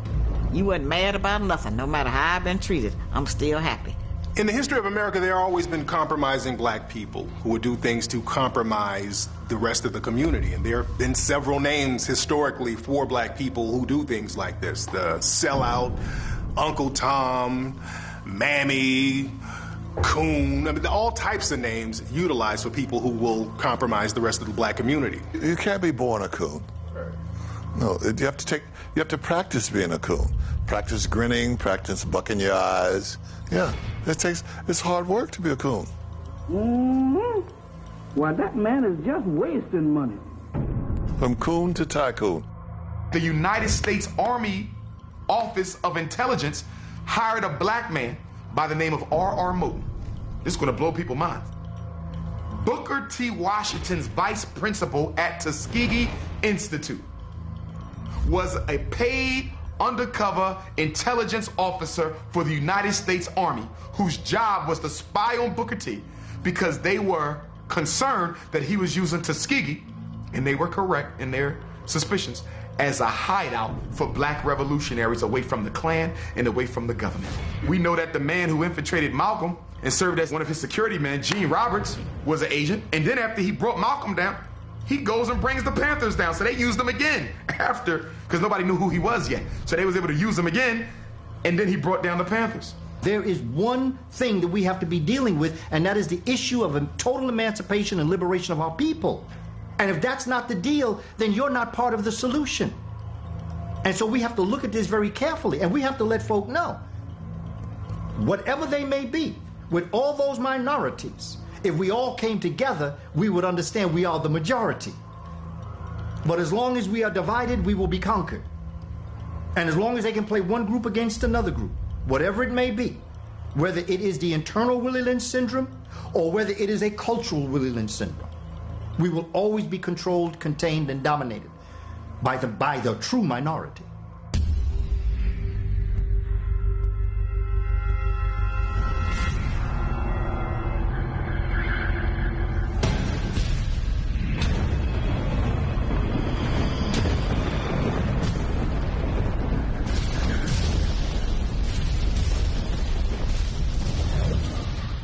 Went from formal enslavement, emancipation, and so black people thought they were free. And then what happened? The black codes were instituted. In other words, if the black people had you're free from enslavement and now just spread out in the population and nobody's focusing on color, white would have disappeared. We wouldn't have a white population in America. So the black people had to be put again under control with the black codes, and of all the black people, the black men in particular. All of a sudden you got 4 million freed people, and the southern plantation owners are sitting there looking like, who's going to work my land? Who's going to build these bridges? Because the war was fought in the South. Bridges destroyed, train tracks ripped to shreds. The economy can't move. You know, you begin to think about if you don't have these kinds of arteries that can move goods and products from point A to point B, if you can't get stuff from the port into the interior. So part of what they come up with, they being the state legislatures in Mississippi, Louisiana, Georgia, Alabama, South Carolina, are the black codes. There was a congressional statute that was passed right after the end of slavery to deliberately control the black population. They wanted to keep the population at zero growth. Since the end of American slavery, there has been a deliberate plan to try to reduce and eliminate the population of Africans that come in this country. That's precisely why when immigrants escape from Cuba and Haiti to come to America, the Cubans are allowed in and the Haitians are sent back. See, the problem with us is they don't know what to do with us. You can't send us nowhere else. Anybody else can be sent home. They say, why they let the Chinese come in here and buy up the country? Because when they get tired of them, they can send them back. Okay? They get tired of the East Indian, they can send them back. They get tired of the Mexican, they can send them back. But the Africans, you built this. You are the only non-European in this country who has more of a right to be here than he does. So you just can't say, well, we sending all y'all back to Africa. You can't, because we the original American as well. So since we can't get rid of you that way, we got to come up with other more clever strategies to reduce your numbers and control you. If you're an older black person, you'll remember when you were a kid, your parents would always tell you to get home before the street light came on. That was a rule in the black community for years. That rule came from the sundown rule. That was like this unwritten policy for a long time in America where black people were not allowed to go to certain cities around the country or be in certain towns after 6 o'clock. When the street light came on, black people had to be out of these cities or you could get lynched, killed, arrested, or whatever. There's a great book about this called Sundown Towns by a guy named James Lowen. He talks about all of these cities around America that had these unwritten sundown laws, and they literally had signs saying that black people don't let the sun get down on you here in this city. And this was all over the country, not just in the South. A lot of people think that the South just had all of these racist laws, and a lot of these sundown cities were in the North. And what they're designed to do, they serve multiple purposes. One is to keep the black community in place. It is to know that at any time you can get got, and that there is nobody coming to rescue you. The sheriff's not coming, because sometimes the sheriff's in on it. The state's not coming, because the state's like really cool with that. The feds aren't coming, because the feds are like, well, this looks like a states' rights issue to me. And besides, we don't want to get involved in that. Nobody's coming to rescue you. Well, you've seen those famous pictures where you see those kids, those children smiling at some black person, man or woman, being burnt and lynched. That's unforgivable. That's insane. It's a form of insanity. It's airborne. It's a sickness. But what spectacle lynchings were, they were an event, and they would announce the lynching. They would order special trains because, everybody wanted to see this lynching. And so they could get people to the lynching site. They'd sell tickets, and they would announce it in church, so they're reading the announcements. Oh, and so on Easter Sunday, we're going to have da-da-da-da-da-da-da-da. And on Monday, right after Easter, there's going to be a lynching of a Negro. Special tickets will be sold. Be sure to bring your picnic baskets. Concepts of pick a nigger becomes picnic. They would have festivals, and the entertainment was to kill a person of African descent. This is who we're dealing with. W.E.B. Du Bois talks about, he was writing this letter to the editor. He was really upset about something, and he's walking down the street to hand this letter in, and he looks in the window, the storefront, and there are the knuckles, Sam Hose's knuckles, a black man who was lynched and dismembered. His knuckles are on display as a kind of wonderful trophy. Look what we have here. And this is when Du Bois is like, oh, this is deeper than I even thought about. It goes back. The Romans had a thing about putting African people on wood. They called it crucifixion. Moving aside from the religious concept, historically speaking, that did occur. But they didn't put them on a cross. They put them on an X, hands and feet spread. And the taking of their genitals and the cutting of their bodies, the organs, and eating it. Vlad the Impaler put people on wood. They enjoy the relationship of blackness and people to wood. Envy, jealousy, envy of the power that you as a black man have. That's why they always wanted to castrate you, because the sperm that you carried could completely eliminate their race and nationality. That's a lot of power, because they can't make nothing but their own kind. You can make any kind. They're always trying to put something, blame some area. It's all America. If you're in Mississippi, or if you're in California, and California is a myth. They're always pretending California is very liberal, and I think Mississippi burned what, once? Maybe twice, during Martin Luther King and Kennedy. Maybe twice, 2 or 3 times, I don't know. But up north, California has burned what? You don't have enough fingers to count. The North gets a pass. The North gets a big pass. So, Mississippi. But you think about what King talked about when he went up to Chicago and hit Cicero, Illinois. And he's like, this is worse than Mississippi. Well, this is a terrible thing. I've been in many demonstrations all across the South. but I can say that I have never seen, even in Mississippi and Alabama, mobs as hostile and as hate-filled as I've seen here in Chicago. And all these things come about at the same time, the 70s.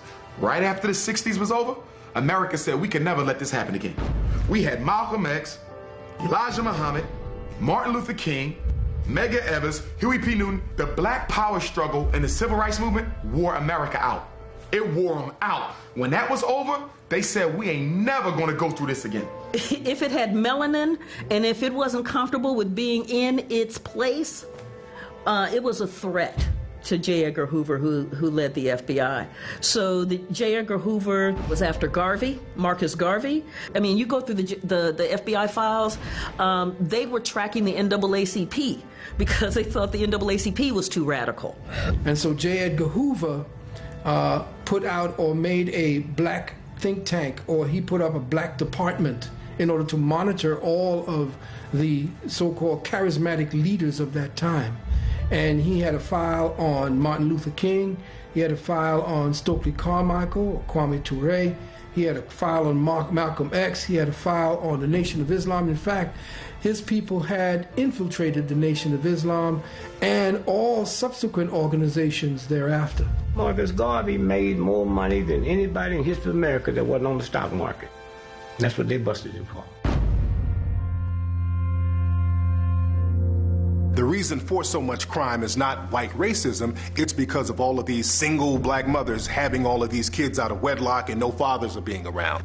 That's the new narrative coming from many of those in the right.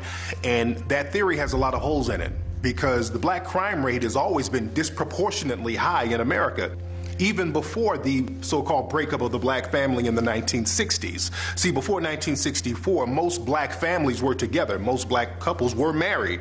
So the father was in the home.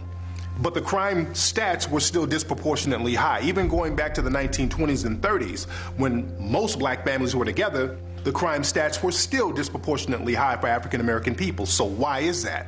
The same reason then is the same reason now. The reason why the crime stats are more high in the black community, because more things are illegal for black people to do. Even then, during the 1920s and 30s, if a black person rode on a certain part of the bus, that was illegal. If you drank from a certain water fountain as a black person, that was illegal. If you were in a certain part of town at night, that was illegal for an African American person. And even now, you have a lot of racially based laws that apply specifically to African American people and not other people. You have stop and frisk that disproportionately targets African American people. You have drug laws that disproportionately target African American people. They have something called the knockout game. There's a new law that they've made up out of thin air, and they put that on the African American community. So that's the reason why crime has always been disproportionately high, or the crime stats have been disproportionately high, because blacks are disproportionately targeted. They always say, like in the summertime, black folk don't act right. It's not that black folk don't act right in the summertime, it's just that black folk come to their senses when it's warm. Because if that were true, Los Angeles would always be in an uproar.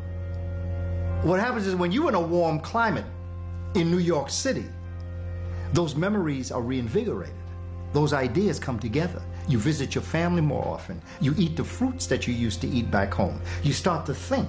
And when people try to dominate you, you start saying, wait a minute, no. No, psychologically, we go back to ourselves when we're in the climate that we left. During the 1960s, there was something called the Long Hot Summer Riots. In 1967 alone, there were 100 and something race riots all around the country. So Lyndon B. Johnson, he put together something called the Kerner Commission to try to figure out what was going on, why these riots were going on, why were black people tripping like this so hard, because black people normally wake up during the summertime. We feel a sense of our naturalness, so a lot of black people would wake up during the summer.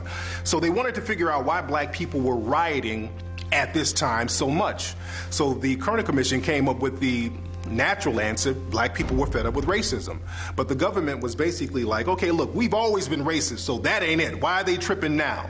So there was a guy named Moynihan, Senator Moynihan, who was also a sociologist. He came up with a theory, and he said basically, after the Civil Rights Act was signed, America kept making all of these promises to African American people that the government knew they weren't going to keep. They kept telling black people they're going to get equality, equal housing, equal jobs, fair this, equal that.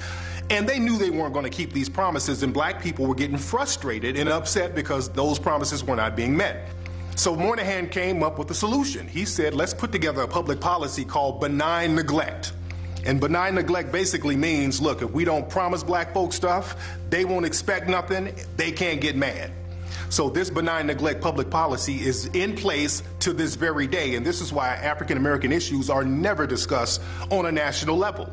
And they talk about minority issues as if that's synonymous with African American, and it's not. There's this guy that wants to start an all-white community out in North Dakota. I told him that you're not going to be able to make North Dakota the capital of white supremacy.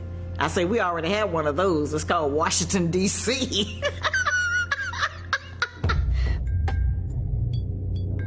All the black leaders, all of the black people who were prominent in America, they were monitored just in case they stepped out of line. Even now, you have a lot of black entertainers who are monitored, and they have to be on their P's and Q's, and they have to walk on a short tightrope. And with rappers, for example, you have a whole hip-hop cop task force specifically assigned to rappers around the country. I've been in my Rolls Royce a couple of years back. We're leaving the club, and right alongside of us was the boys. And my man was like, that's the hip-hop cops. And I got a feeling like a chill went through me. Like, how long they been following us? You know? So I was in Miami another time. Somebody that knew somebody gave me a list that I was on with a few other guys on this list. Of course they're watching. Of course they're watching what's going on, especially me.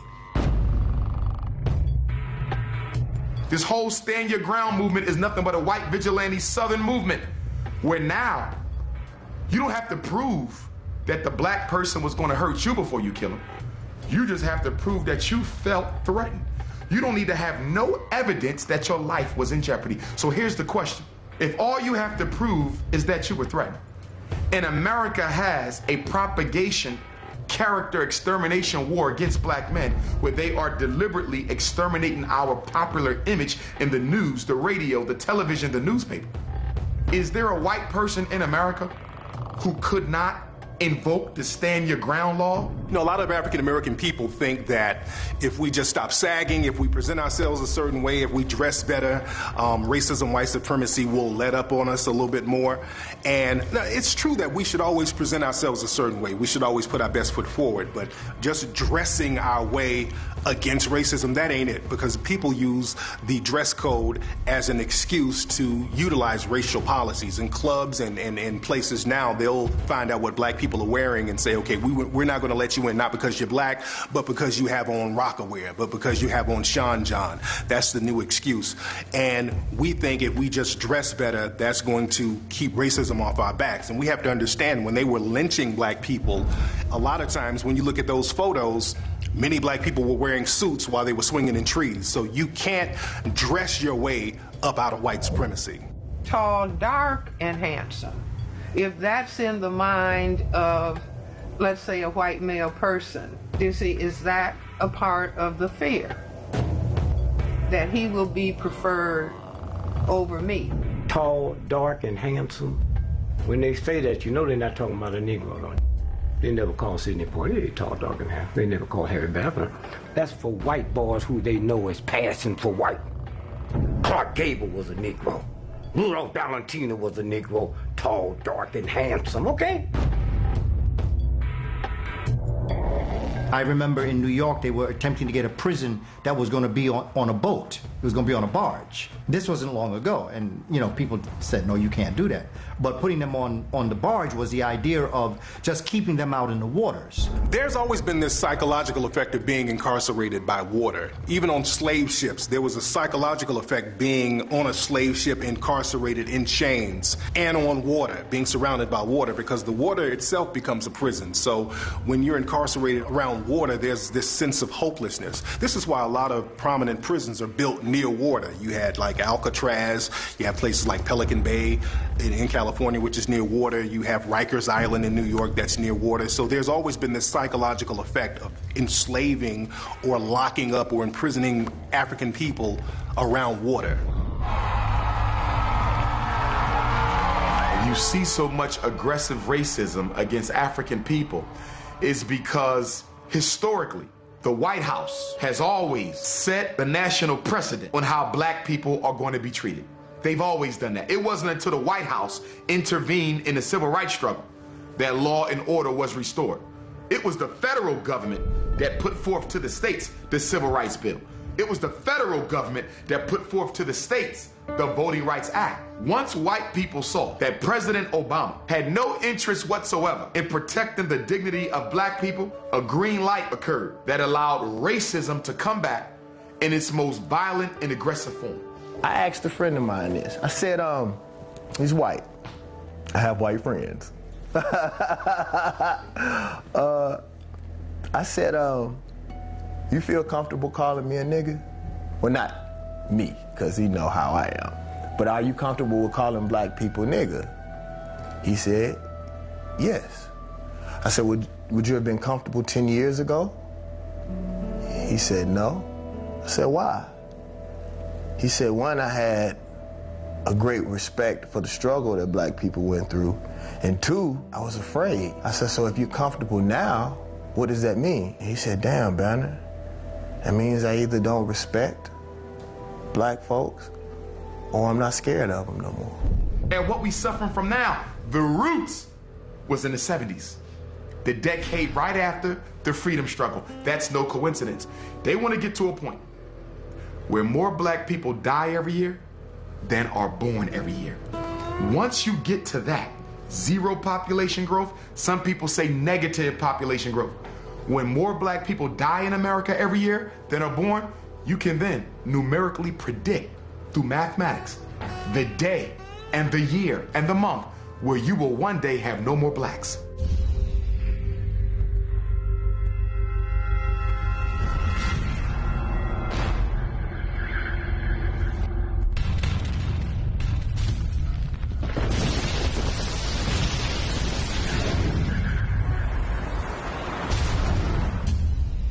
You know, a lot of people, in order to get rid of their own guilt, they will try to minimize the significance of slavery and Jim Crow. They'll say things like, well, I wasn't there. That was a long time ago. You weren't there. Why are you upset about it? Other people were enslaved too. Other people were treated badly, so why are you whining about it? So there are all types of excuses and things people say now to minimize the significance of African American slavery and Jim Crow. The one thing that makes me mad is when people say it's not that bad.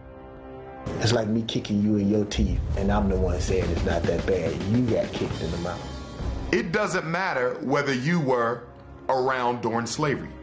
It doesn't matter if your ancestors owned them or not. What matters is this: you benefit today from the enslavement of African people. And everyone who looks like you benefits in some way, shape, or form from the accrual of resources, of wealth, and of financial status that was reaped on the backs of my ancestors. A common narrative now is that black people shouldn't be upset because Africans enslaved other Africans, and there are a lot of holes in that theory. The thing is, there is no type of comparative slavery coming out of Africa. African people never had a slave-based economy. African people in Africa never had a shipbuilding economy based on slavery. They never had an insurance economy based on slavery. Slavery had a different cut to it in Africa. European slavery is the slavery that is the unforgivable slavery. It's the most vicious. When blacks sold other blacks into slavery, they thought it was the kind of slavery that they had, where you had to maybe work in the field, your family had to live over here on the side, you couldn't live here, your children had to go to school after my children. It was things like that. They had no idea it would be the kind of terror that was put upon us here in America, and they didn't come over here and go back and tell, and so they just were able to just keep shipping people through that system. During the European slave trade in Africa, there were some Africans who complied with the Europeans because basically when the Europeans went into Africa, they gave them an ultimatum. Look, we have these advanced weapons. Either you're going to be our slaves or you're going to help us make them our slaves. So you make a choice. So a lot of people were forced to comply with the Europeans. 3 things make American slavery different and black oppression different from everybody else's. Number 1, it was a process of dehumanization. No other slave in world history was dehumanized. prevented from identifying as a human being. Nobody else. We are the only people in world history who have ever been dehumanized. Number two, your inability to learn was codified as a federal crime. Nowhere in history were slaves not allowed to learn, ever. You could be killed reading a book. You have never seen that in world history. And number three, it's the only oppression where the whole world benefited. Everybody benefited from the enslavement of African people, and nobody did nothing about it. That makes your predicament different. So no matter how much we want to join ranks with the Latinos and the Asians and the Arabs, you have nothing in common with them. In fact, you need to be careful, because just like with the civil rights movement, they will use you again for your numerical strength and then abandon you at your time of need. They're always trying to find a comparative form of slavery coming out of Africa, and the slavery there, the servitude there, was much different than European servitude. There's a book by an African gentleman. This was the first time an African who was captured in Africa and brought over to the New World, this was the first time he got to tell his story from his own perspective. A guy named Olaudah Equiano had a book that was a bestseller in the 1700s, and he talked about the difference of being enslaved in Africa and being in servitude in Africa and Europe. He talked about when he was in servitude in Africa, the people, the Africans who had him in servitude, they treated him like an extended family member. They treated him with a certain level of humanity and dignity. And he said once he got to the European slave ships, their slavery was something totally different. He'd never been beaten before. They were beating him. People were getting raped on the ship. So he specifically stated how barbaric the European slavery was as compared to the African servitude. We have people today who deny that the history itself is even relevant to who we are as a nation of people and to what America represents in the world. There's no America without slavery. There is no economic dominance. There is no greatest American century without the capital produced by the work of black people in this nation. Point of fact. A lot of historians now will try to make it seem like slavery was just this stain on the fabric of America, but in reality, slavery was the fabric of America. Cotton was king. Slavery was the #1 game in town. Let's not get it twisted. Special kind of slavery that we enacted in America had never been enacted before. And that is to say that not only are you my slave, but your children will be my slave. And your children's children's children's children's will be my slave. In fact, you will never get out of slavery, regardless of how many generations of your, quote, family is born in this place that was new and different. Many of the African leaders over in Africa, when they found out what was really happening to enslaved African people, when they found out that they were being taken from Africa and not being brought back, when they found out how inhumane many of the Africans were being treated, many of the African leaders fought the Europeans back, and that's a story that they never like to talk about. One person in particular was a Queen, Madame Tinubu, who was a leader in the area we now know as Nigeria. When she found out what they were doing to the Africans, she fought vehemently against the British. So you get this really interesting history, this really interesting narrative that the conservatives tell that basically says Rosa sat down, Martin stood up, he had a dream, and we all overcame. And so, therefore, since the signs of Jim Crow came down, obviously racism does not exist. Obviously, therefore, this is the land of equal opportunity. Obviously, therefore, when I'm looking at a 40% unemployment rate in the land of opportunity where racism does not exist, then this is because these folks are fundamentally, structurally flawed. I told a white woman this one time and she broke down crying. I said, are you benefiting off of what your great-grandparents did? She said, yes. I said, you know what they did to get that, right? She said, yes. I said, are you ashamed of that? She said, yes. I said, but don't you still benefit off of it? She said, yes. Are you willing to give it back? No. So what does that make you? You know, the damage has been done. Everyone who has, from the levels of what we talk, Caucasian, Nordic, and so forth, no matter what ethnicity they may come from, they can always shave, they can always put on different clothes, and the skin can give them a pass. They could even change their names. But we are immediately identified. There's no way for us to hide who we are. So what have we had to do? We've had to adapt. We've had to even adopt. Or the civil rights struggle. Latinos and Mexicans deliberately stayed out of the civil rights movement. They waited on the sidelines until the benefits of the bill was reaped, and then they came out, not claiming they were black, but were minority. In fact, one of the reasons the word minority was introduced into the political jargon was to effectively describe people of African descent who didn't want to be African.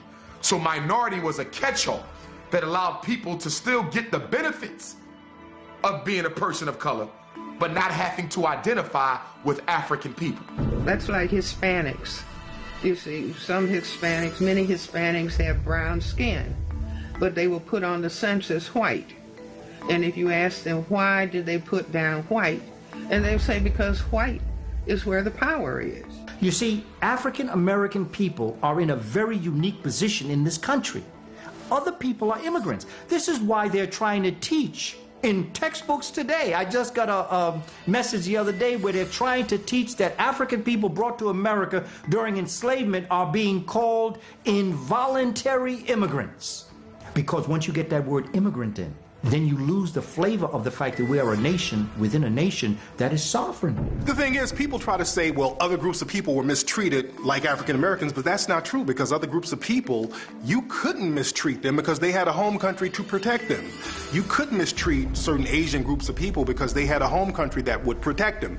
As a matter of fact, there were some Italian immigrants who were lynched in the late 1800s. Italy almost went to war with the United States based on that, and the United States had to apologize to Italy because of the way they were treating the immigrants. In the late 1890s, I think it was, in New Orleans, some Italian sailors they thought they did something, and these Italian sailors were lynched.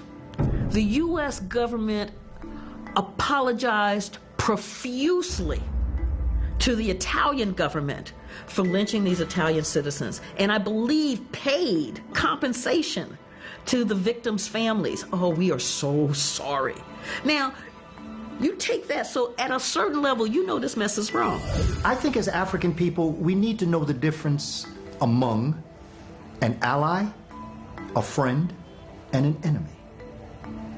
Because many times we align ourselves with people. World War II, the United States aligned themselves with China and with Russia and fought Germany and Japan.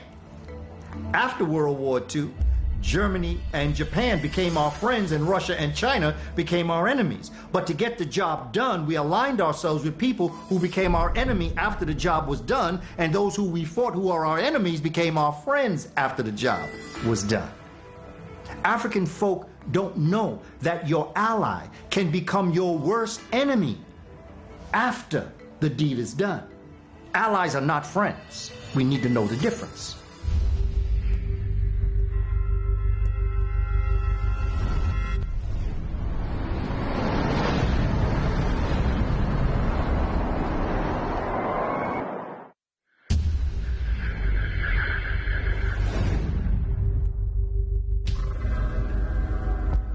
Black business people were forced out of their businesses, had their businesses taken from them, not allowed to even have a business to begin with. That fight is extremely hard. That fight is so hard, it's exhausting. In terms of racial violence, both in the South and the North, the most common instances of racial violence before we get to really the mid-20th century, where we see a lot more police activity as the site for urban rebellions and clashes, racial clashes on the streets, was enterprising, economically successful black folks on the move.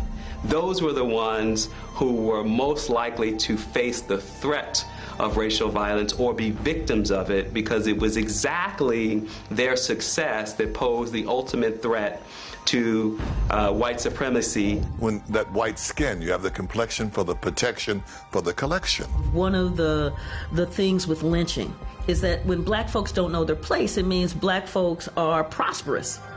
Black folks aren't supposed to be prosperous.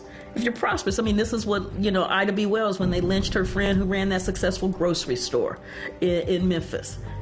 How can you be a successful businessman? How can you be more successful than me? And by the way, at the time of his death, Marcus Garvey was planning a black bank because he knew if we were going to have an economic insurrection, we're going to have to be able to give black people the wealth they need to start their businesses. During Reconstruction, they had something called the Freedmen's Bank, and a lot of African-American people would put their earnings and their savings in this bank, and what happened is that the Freedmen's Bank just took everybody's money in many cases. They took a lot of African-American people's money, and a lot of people were homeless and destitute. So a lot of African-American people got into the habit of just spending their money very quickly when they got it in order to buy something tangible, something that couldn't be taken away from them, like their money. So unfortunately, we have the habit of buying stuff that has no appreciating value just so our cash money won't be taken away. Well, that's the only place we show our distrust of white people. We don't trust them with our money, not cash money. Now, we trust them to buy things and that it'll work or operate or function, whatever we buy from them for material things. But we still don't trust them with our money, and that's been historical. That money was under the bed, under the mattress, in the wall, out in the shed. But we don't trust them with our money because we know that they have stolen from us, but we don't understand that money is not the only thing they steal. Just because you're a rich athlete, you didn't forget the treatment. You didn't forget the oppression. So you're gonna live now. You're gonna do it up now. Your woman wants diamonds, Birkin bags, Bentleys, she gonna have it. You want Murcielago, $14 million house, fly private, eat at the best restaurants, wear the best clothes, you're gonna have it. It feels like it's fleeting, the money. It feels like someone's gonna come and steal your life in the night because they don't want you to have it. Because you're black. There was a brother down in Miami named Yahweh Ben Yahweh. Now, Yahweh Ben Yahweh had a religious organization, and he did a lot of stuff in the community down in Miami, and quietly, this brother earned and amassed almost $1 billion worth of assets. He had hotels, he had restaurants, he had all types of businesses, apartment complexes. And the government trumped up some charges on this brother, and they put him in prison, and they took away a lot of his assets. And he was in a position where he was vulnerable, and that's the problem. A lot of us, when we figure out a way to get our own money or stack up our own money without the help of the dominant society, and we're by ourselves, we become very vulnerable. So it's very important that we have a protection mechanism in order. I don't blame nobody for doing what they're doing. They are business people. And if we're willing to spend our money with them, they have every right to sell their products to us. It's us that got to make the decision that we're going to look to black beauty supply stores, that we're going to start to go to our own restaurants. Nobody's forcing us to go there. We're doing this freely. Everybody going in that store. Every nationality of people going in that store. Well, when a black person open a business, it's not going to be like that. And we got to try to convince the black people to go in there. That's some kind of self-hatred. Remember, the white people's ice is colder. Integration in America basically means that black people get to spend their money with the dominant society. Because we have to be very honest, black people don't live around non-black people in large numbers. Black people don't go to school with a lot of people in the dominant society. So black people are only allowed to spend their money with those in the dominant society, and a lot of black people feel equal when they do that. All of these entertainers, they talk about all the power that they have. And, they do commercials for smartphones and water and all of these different things. If you want to see true power, then you create something and you make that hot. You support somebody black and make that hot. Even in shopping, white people tend to brag about how cheaply they purchased something, what a deal they got. We brag about how much it costs because we want to demonstrate. And one of the tricks that white people used to do on us in a lot of department stores was to pull out something and say, oh, no, you can't afford that one. I won't show you that one. We immediately going to buy that because we're just not going to be classified as a person who can't afford something that they sell. Oprah Winfrey has all the money in the world, but she still became marginalized. Recently, she was somewhere in Europe, and she tried to buy a purse, and they wouldn't allow her to buy a purse because I don't think they recognized who she was. But a lot of times, when we are, again, isolated, we're still vulnerable because our money does not trump racism, white supremacy. Oprah didn't try to buy no purse. Oprah tried to steal that woman's purse. That was the problem. kept that on the down low, with her fat butt running down the street with a purse. Because they know even if they kill our children, we're gonna buy Louis Vuitton and Gucci anyway. We don't farm no more for the most part, so they control the food. They're doing this under a black president, shutting down public schools like there's no tomorrow. Chicago, Philadelphia, Los Angeles, everywhere you go, getting rid of public schools. And why? Because black people are no longer needed in order for the American economic order to function. We were brought here to serve as a catalyst in an industrial revolution, an economic cartel. Well, the immigration bill that's being championed now is all about doing what? Replacing blacks in the labor force. That's all it's about. The immigration bill does not include most African countries. The immigration bill does not deal with Haiti and other jet black Caribbean islands. The immigration bill is about Latinos and Mexicans and helping them to replace Africans in the workforce, to totally remove America's dependency on the black laborer, something the government has been working on since 1865 in the 13th Amendment. Get a good education and get a good job. That's what my parents actually said to me. Why? Because when they were coming up in the early 1900s, they couldn't get a good education and get a good job in America. So that's what they wanted for their children. But that's not what I've taught my two sons. I've taught my two sons to get a good education and to create a job.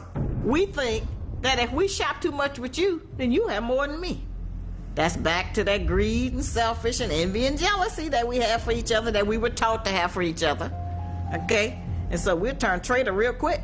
In many cases, if you're an African-American person and you're isolated and you still make a lot of money, because you're isolated, you're still going to be vulnerable. So a lot of times when you move and shake around people in the dominant society and you're vulnerable and you're isolated, they'll still try to play you a certain way. They'll still try to put you in a certain bag. They'll still try to marginalize you, even though you are at a same level as them financially. You know, I got onto a yacht one time, and Tommy Hilfiger was there. We was out in Cannes, and Tommy I met before, a cool guy, was like, "Hey man, what's up, Nas? You gonna rap for us?" And I was like, man, I was like, nigga. It goes against the nature of European democracy for African people to be successful. And when there is success, there will be repercussions to those who may not be able to defend themselves as the ones who are having success. And it's important that we as a people understand this and protect our people from this concept. Europeans do not share power with African people. That's rule number one of white supremacy. That's why you do not see multinational corporations that are co-owned equally by Europeans and Africans. It don't happen. Michael Jackson was one of the few African-American people who slipped through the cracks. Michael Jackson manipulated the game, and he got into a position where he did a deal with the Japanese and ended up owning half of the publishing of most of the music artists in the country, or in the world for that matter. And because the dominant society does not like to share power with African people, he became a target because he was in a position by himself and he became vulnerable. And we see what happened to him. Black people had access to wealth. Let's go to capitalism. Because in order for capitalism to work, you gotta have what? A large pool of unemployed people. If you ain't got broke people, you don't get rich. That's how capitalism works. It exploits the poor. If half the black people in America had access to the loans to put their business into play, would there be enough of us to work? You see that problem? You can't have too many people having their own business because now McDonald's and Macy's and everybody else and Ford ain't got people to slave for them. And that's one of the reasons they mass incarcerating black men. We need workers and we can't get them on the street no more. So we're gonna lock y'all up and force y'all to work. America makes money with black people acting the way that they act. When black on black crime rises in these cities, what's the first thing that happens? Police get new guns, new cars, grants, all kind of things. It's money behind black people being this way. And that's when they wiped them out. Remember, the Black Panthers didn't get wiped out till that new group come through talking about, we talking about killing cops, we talking about breakfast program. Pow, it was over. Our vote is critically important. Make no mistake about that. But if you were to ask any astute politician, regardless of color, but particularly of color, What's more important, your vote or a check? They would tell you in a New York Minute, a check would be more important than your vote. In fact, if I can get a check from you, I ultimately can get your vote.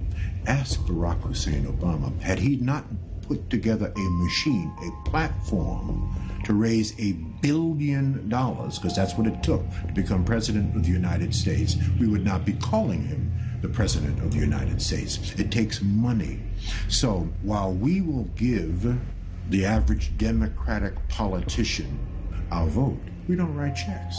And that's where the real power is. People come to America, the Asians, the Arabs, the East Indians, and they say, you people are lazy. You've been here for 500 years. I only been here 10.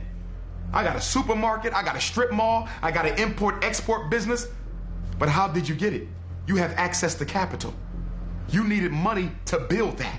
You needed money to hire the builders. You needed money to buy that ship. Where did you get it? You either came with it or you got it from an American bank.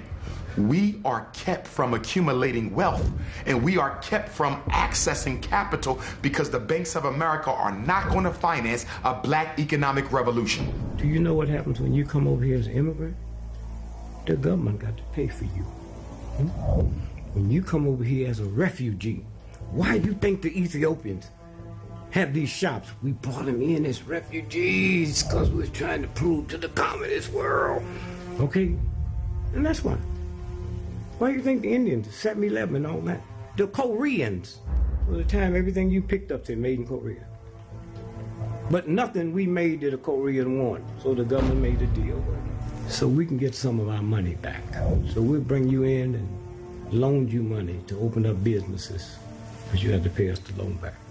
I'm going to tell you as a black person, you must support black businesses. You ain't crazy.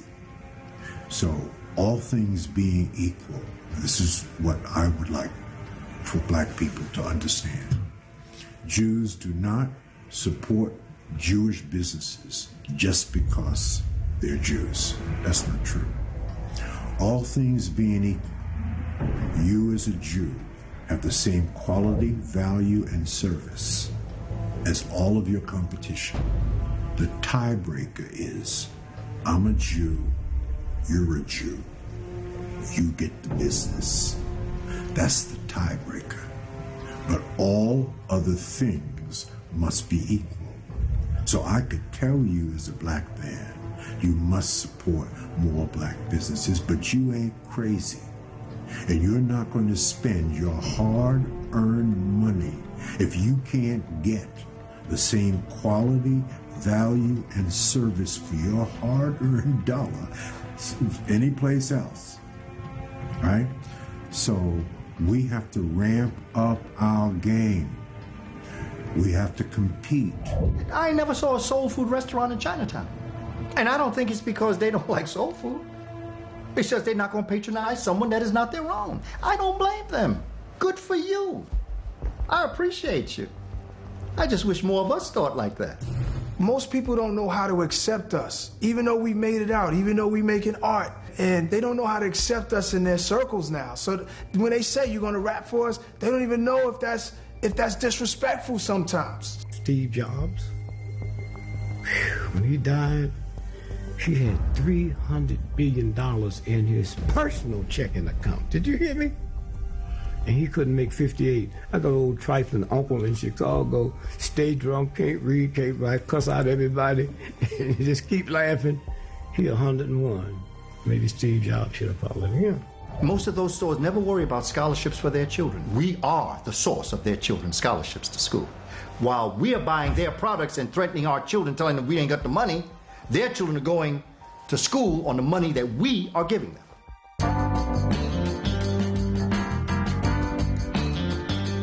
The Montgomery bus boycott, led by Dr. King, is probably one of the best examples of how you can use black economic power to bring white supremacy to its knees. When those black people chose not to ride that bus for 381 days, first of all, you gotta have unity. Because today it would be difficult to get half of black Philadelphia or Los Angeles or Chicago or New York to not get on public transportation. So they had the unity. But for 381 days, nobody black rode the bus. And when you read the stories, it was so compelling because many of them would walk their shoes right off. They said some of the grandmas was walking on bare skin, but they would not betray the struggle. They would carpool, and then they made it a crime to carpool, and they started locking them up with the carpools, and they still didn't ride the bus. But then something started to happen. The bus company wasn't making enough money, so they had to lay off drivers. So now the white people are losing jobs because the black people ain't riding the bus. Hold on now. Most of these black people work downtown in the factories and in the business district. We need them to work, but they can't get to work or get there on time. So now you destabilizing the economy of Montgomery. You messing with taxes, you messing with salaries, you messing with businesses, you messing with mercantile affair.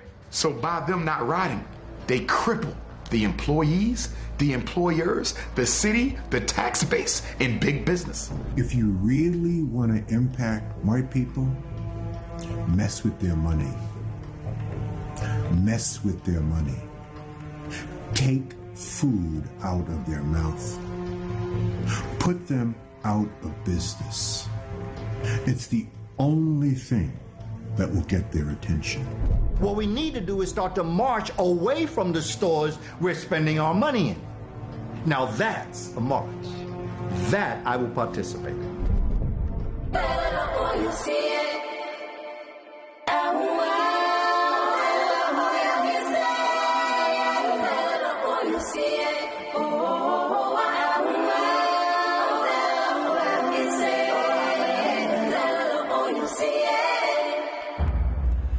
My pastor said that we have to take the tattoos off of our brain.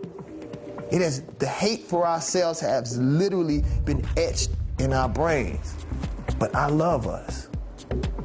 I love us, and until I die, I will do better about loving my people. I think we devalue intellectualism within our own community. We know the country does. But I think within our own community, we have devalued intellectualism.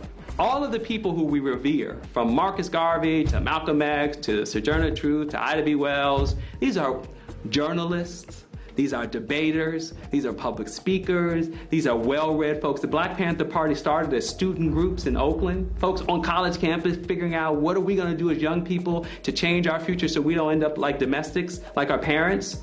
So we need to embrace learning again, because the truth is, when we were most engaged in the study of our own history and culture, we posed the greatest threat to the then current political and economic status quo. We need our children to stop defining themselves by this notion of failure and achievement gap and all of the words, that the buzzwords that somehow you just believe, like the sky is falling. It's not. We have the ability and are thriving. And our children need to see that and know that and hear that conversation a lot more than what's wrong. Because there's a lot right. We need to focus on that. Why would I want to uplift my slaves? They're my slaves. Because I'm going to keep them beneath me. I'm going to keep them third, fourth to me. So put together a class for all of us to attend, and we should even teach the kids in the streets this. The kids in the streets need to open bank accounts, need to understand taxes, need to understand stocks, need to understand technology, where that's going, being a venture capitalist. There was a time where I would never want to use the word capitalist because most capitalists are evil bastards. You know what I'm saying? Now I can look at myself and I'm going to play the game. I was born into a capitalist world. Guess what? I'm going to get in. I'm going to be a rapitalist, like a capitalist, whatever you want to call it, I'm coming in. A lot of times people will try to make black businesses synonymous with minority businesses, and minority can mean anything. Because of that minority word, we have to go back to being unapologetically African. We are afraid not to blend in. We want to blend in, so we fight as people of color. We want to blend in. We fight as minorities. Nothing wrong with lending moral support to other people's problems. But your experience in America is unlike everybody else's. Every other person of color in this country came here because they wanted to be here. Everybody. You Asian, Arab, Latino, East Indian, Irish, Italian. Yes, you were hung. Yes, you were beat. Yes, you were mistreated. But it couldn't have been that bad because you could have left and you did not. Our Jewish brothers and sisters write checks. Our Asian brothers and sisters write checks. Our Arab brothers and sisters write checks. We have to write checks. And that's how you effectively utilize the political system. Write a damn check and see who will answer your call and your email. Or run up to them and say, you know, I voted for you. So did 900,000 other people. Oh, I wrote a check for $1,000. Now you have my attention.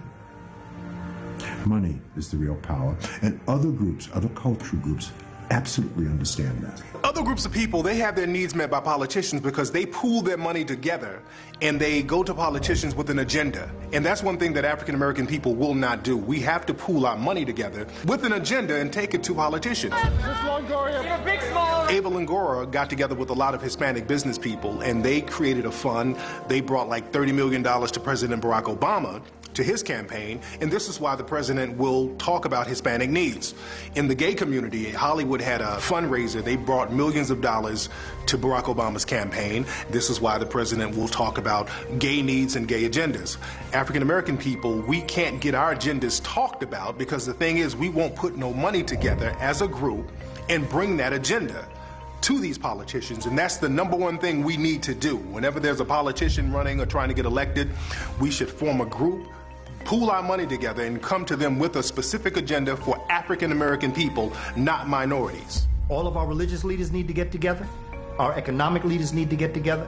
And labor, we need to start to hire ourselves. All of these nail techs and manicure things, right?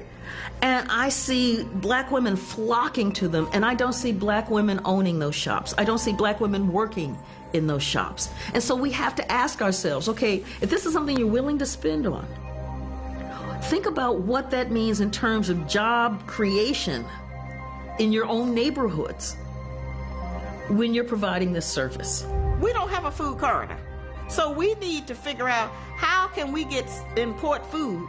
Even in the African stores here, they have food that comes in out of Saudi Arabia, Israel, and a lot of places, okay? But not the Negro in America, not the black people here. We don't have a food corridor. We don't have any way to get, they even bring in water, they bring in everything. We don't have anything. We're totally dependent on this country. If all the stores close down, we don't have anywhere to go, and we don't have a contact with nobody outside of the country to ship us no food. We don't have a food corridor. That's something that we need to start looking into. Yeah, there's a new sneaker store that I'm opening up in Vegas called 12 a.m. Run. You know, I'm a sneakerhead from back in the 80s, you know, and it's something I talked about doing with other rappers even, like, you know, we sit down talking. A lot of people will talk about, let's do a song. I'm like, we've done thousands of songs, man. Like, let's do a restaurant. Let's do a sneaker store. If you want to deal with white supremacy, you got to hit them in the pocket. I preach that. Stop going the moral route. You're not going to convince them that racism is bad. They know that. They're not stupid. You have to deal with people where their interests are. And if their interest in money, you hit them in a pocket and you get what you want. 5% of the people who became millionaires were salespeople. People who sold something. Because in America, two things are going on 24/7. Somebody's buying and somebody's selling. Right now, black people are doing all the buying. I tell them all the time, stop doing all the buying and sell something. I don't care if you bake cookies, put them in a box, put a label on it and sell it to somebody. If you live on a farm, take the manure, put it in a bag, put your name on it and sell it to somebody. You can become an entree manure, okay? But sell something. Stop doing all the damn buying. That's all we do. Sell something. So if you want to beat racism, sell something and build a business. Black people should at least create a parallel economy where they spend their money with the dominant society, but they also spend their money with their own people. They also build infrastructure in the black community, build businesses where they interact and do commerce with other black people. So we should create a parallel economy. So it's like a backup economy so that we could employ other black people and we can just have our own money circulating where we're not totally dependent on the dominant society. There's those of us who are business people and those of us who are business people. The job of the company that I started, FraserNet, is to put the business people out of business, because you're messing it up for those of us that are trying to do serious business. Now, we know the brother or sister that's the business person that give you a jacked up business card. They do hair, they do computer software, and they, of course, do detailing of your cars. I'm not sure what they do. They got 2 phone numbers crossed out, and they don't have a website. Because a lot of African American people are comfortable, it's best for us to just get an economic base in the African American community, since our whole thing is spending money with the dominant society, because we're very comfortable, we want to live like the Joneses. Let's just spend our money and create an economic base among each other. But the thing is, if a group of people are dissatisfied, 100%, you'll make a 100% change, and you won't even need money, because your spirit will move you and motivate you to make a change. In the history of liberation, there was no money involved. Something in here. Go back and look. Look at the black folks in the movement. Huh?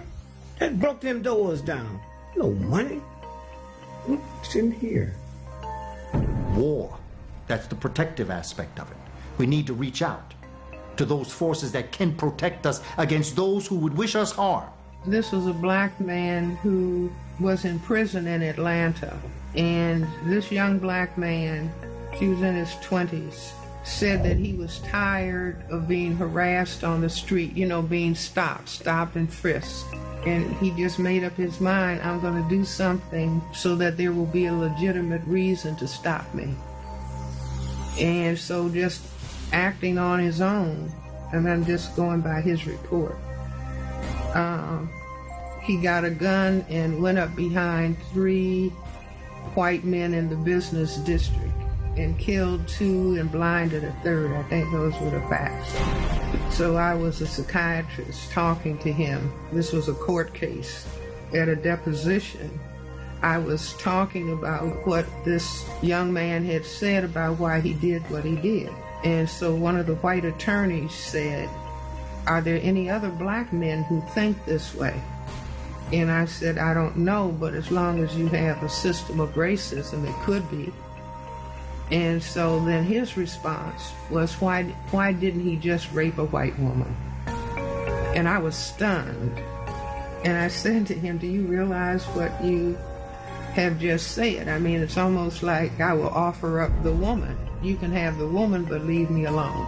Because America is running out of foreign targets. They got rid of Saddam, who they made.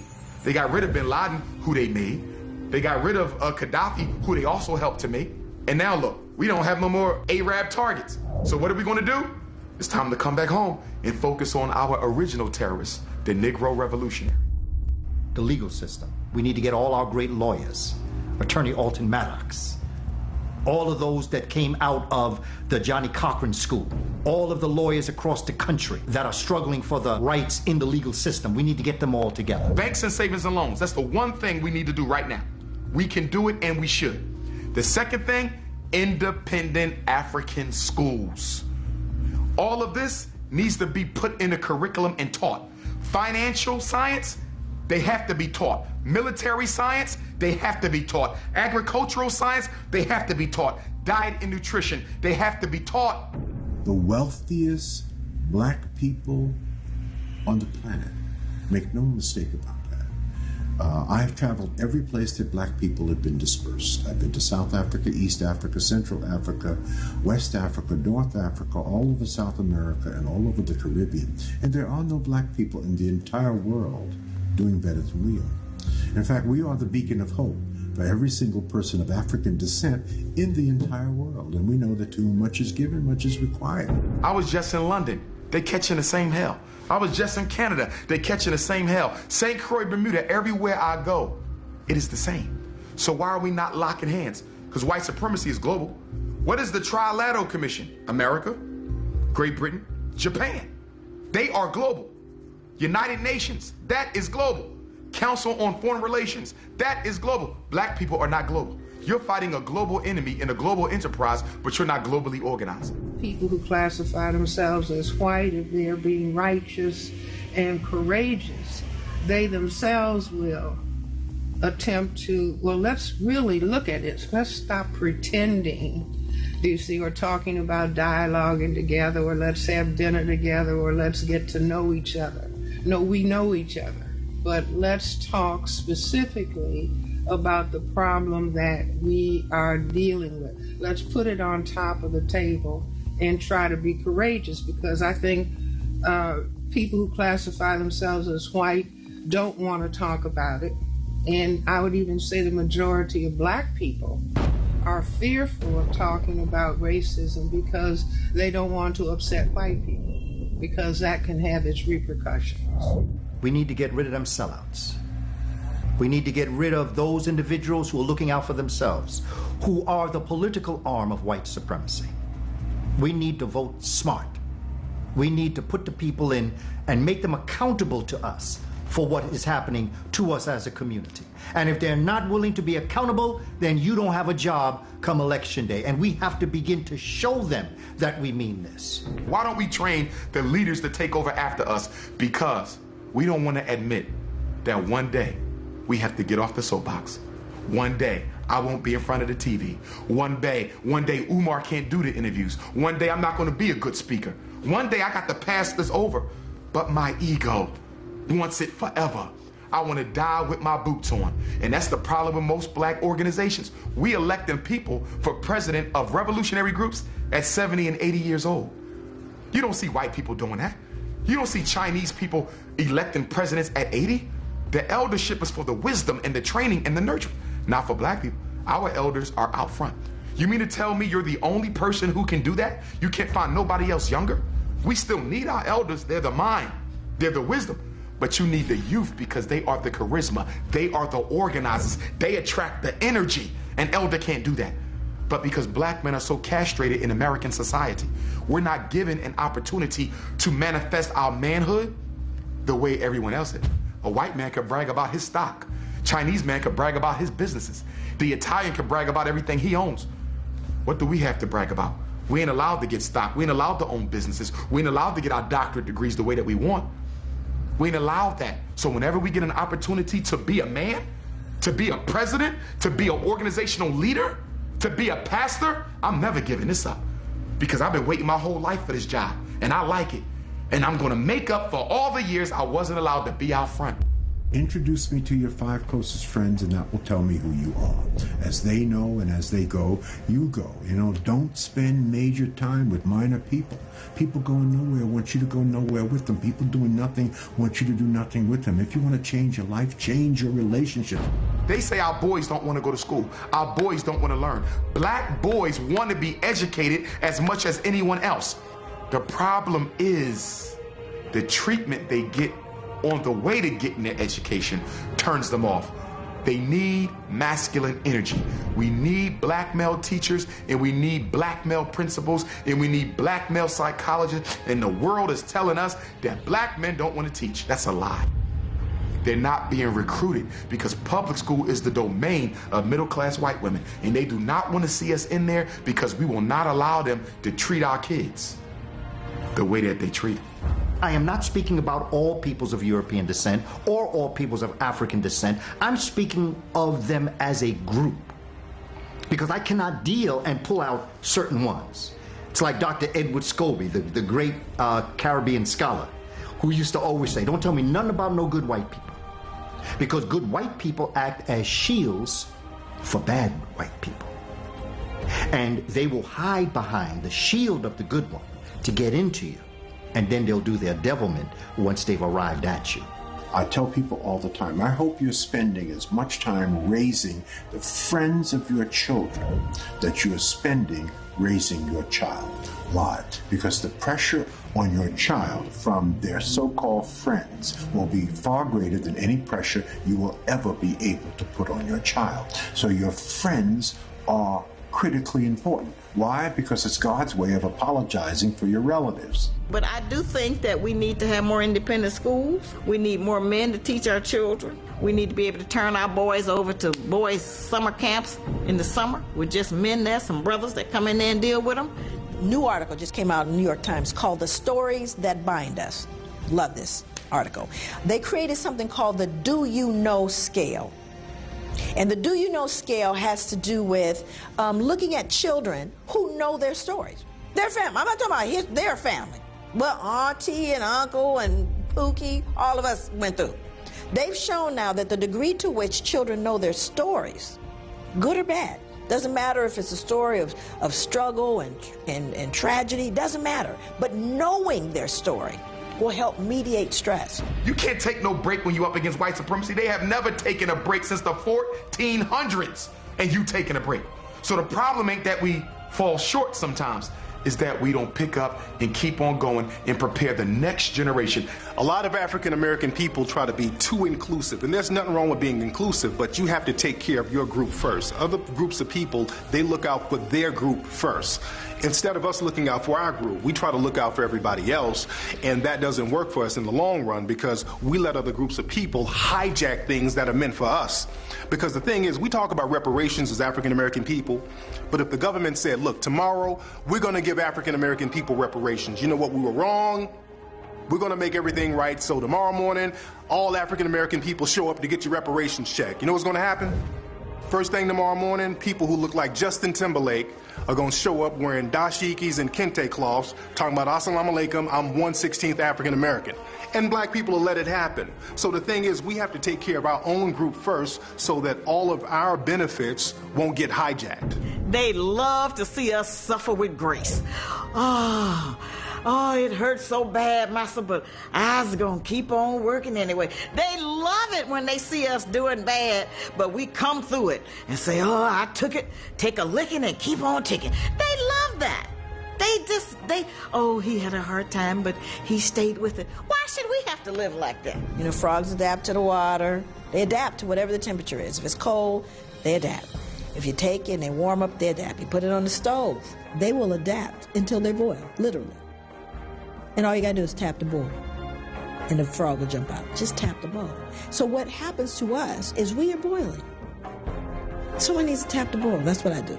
I tap the bowl, and that's all you need. If you take a people, and in this people, they want to rise and do great things, and you do everything you can to make them rise and be great, they're great. You take this other people that want to be great, and you do everything you can to stop them from being great. Yet in spite and despite of your attempts, they still become great. They're great. They're greater.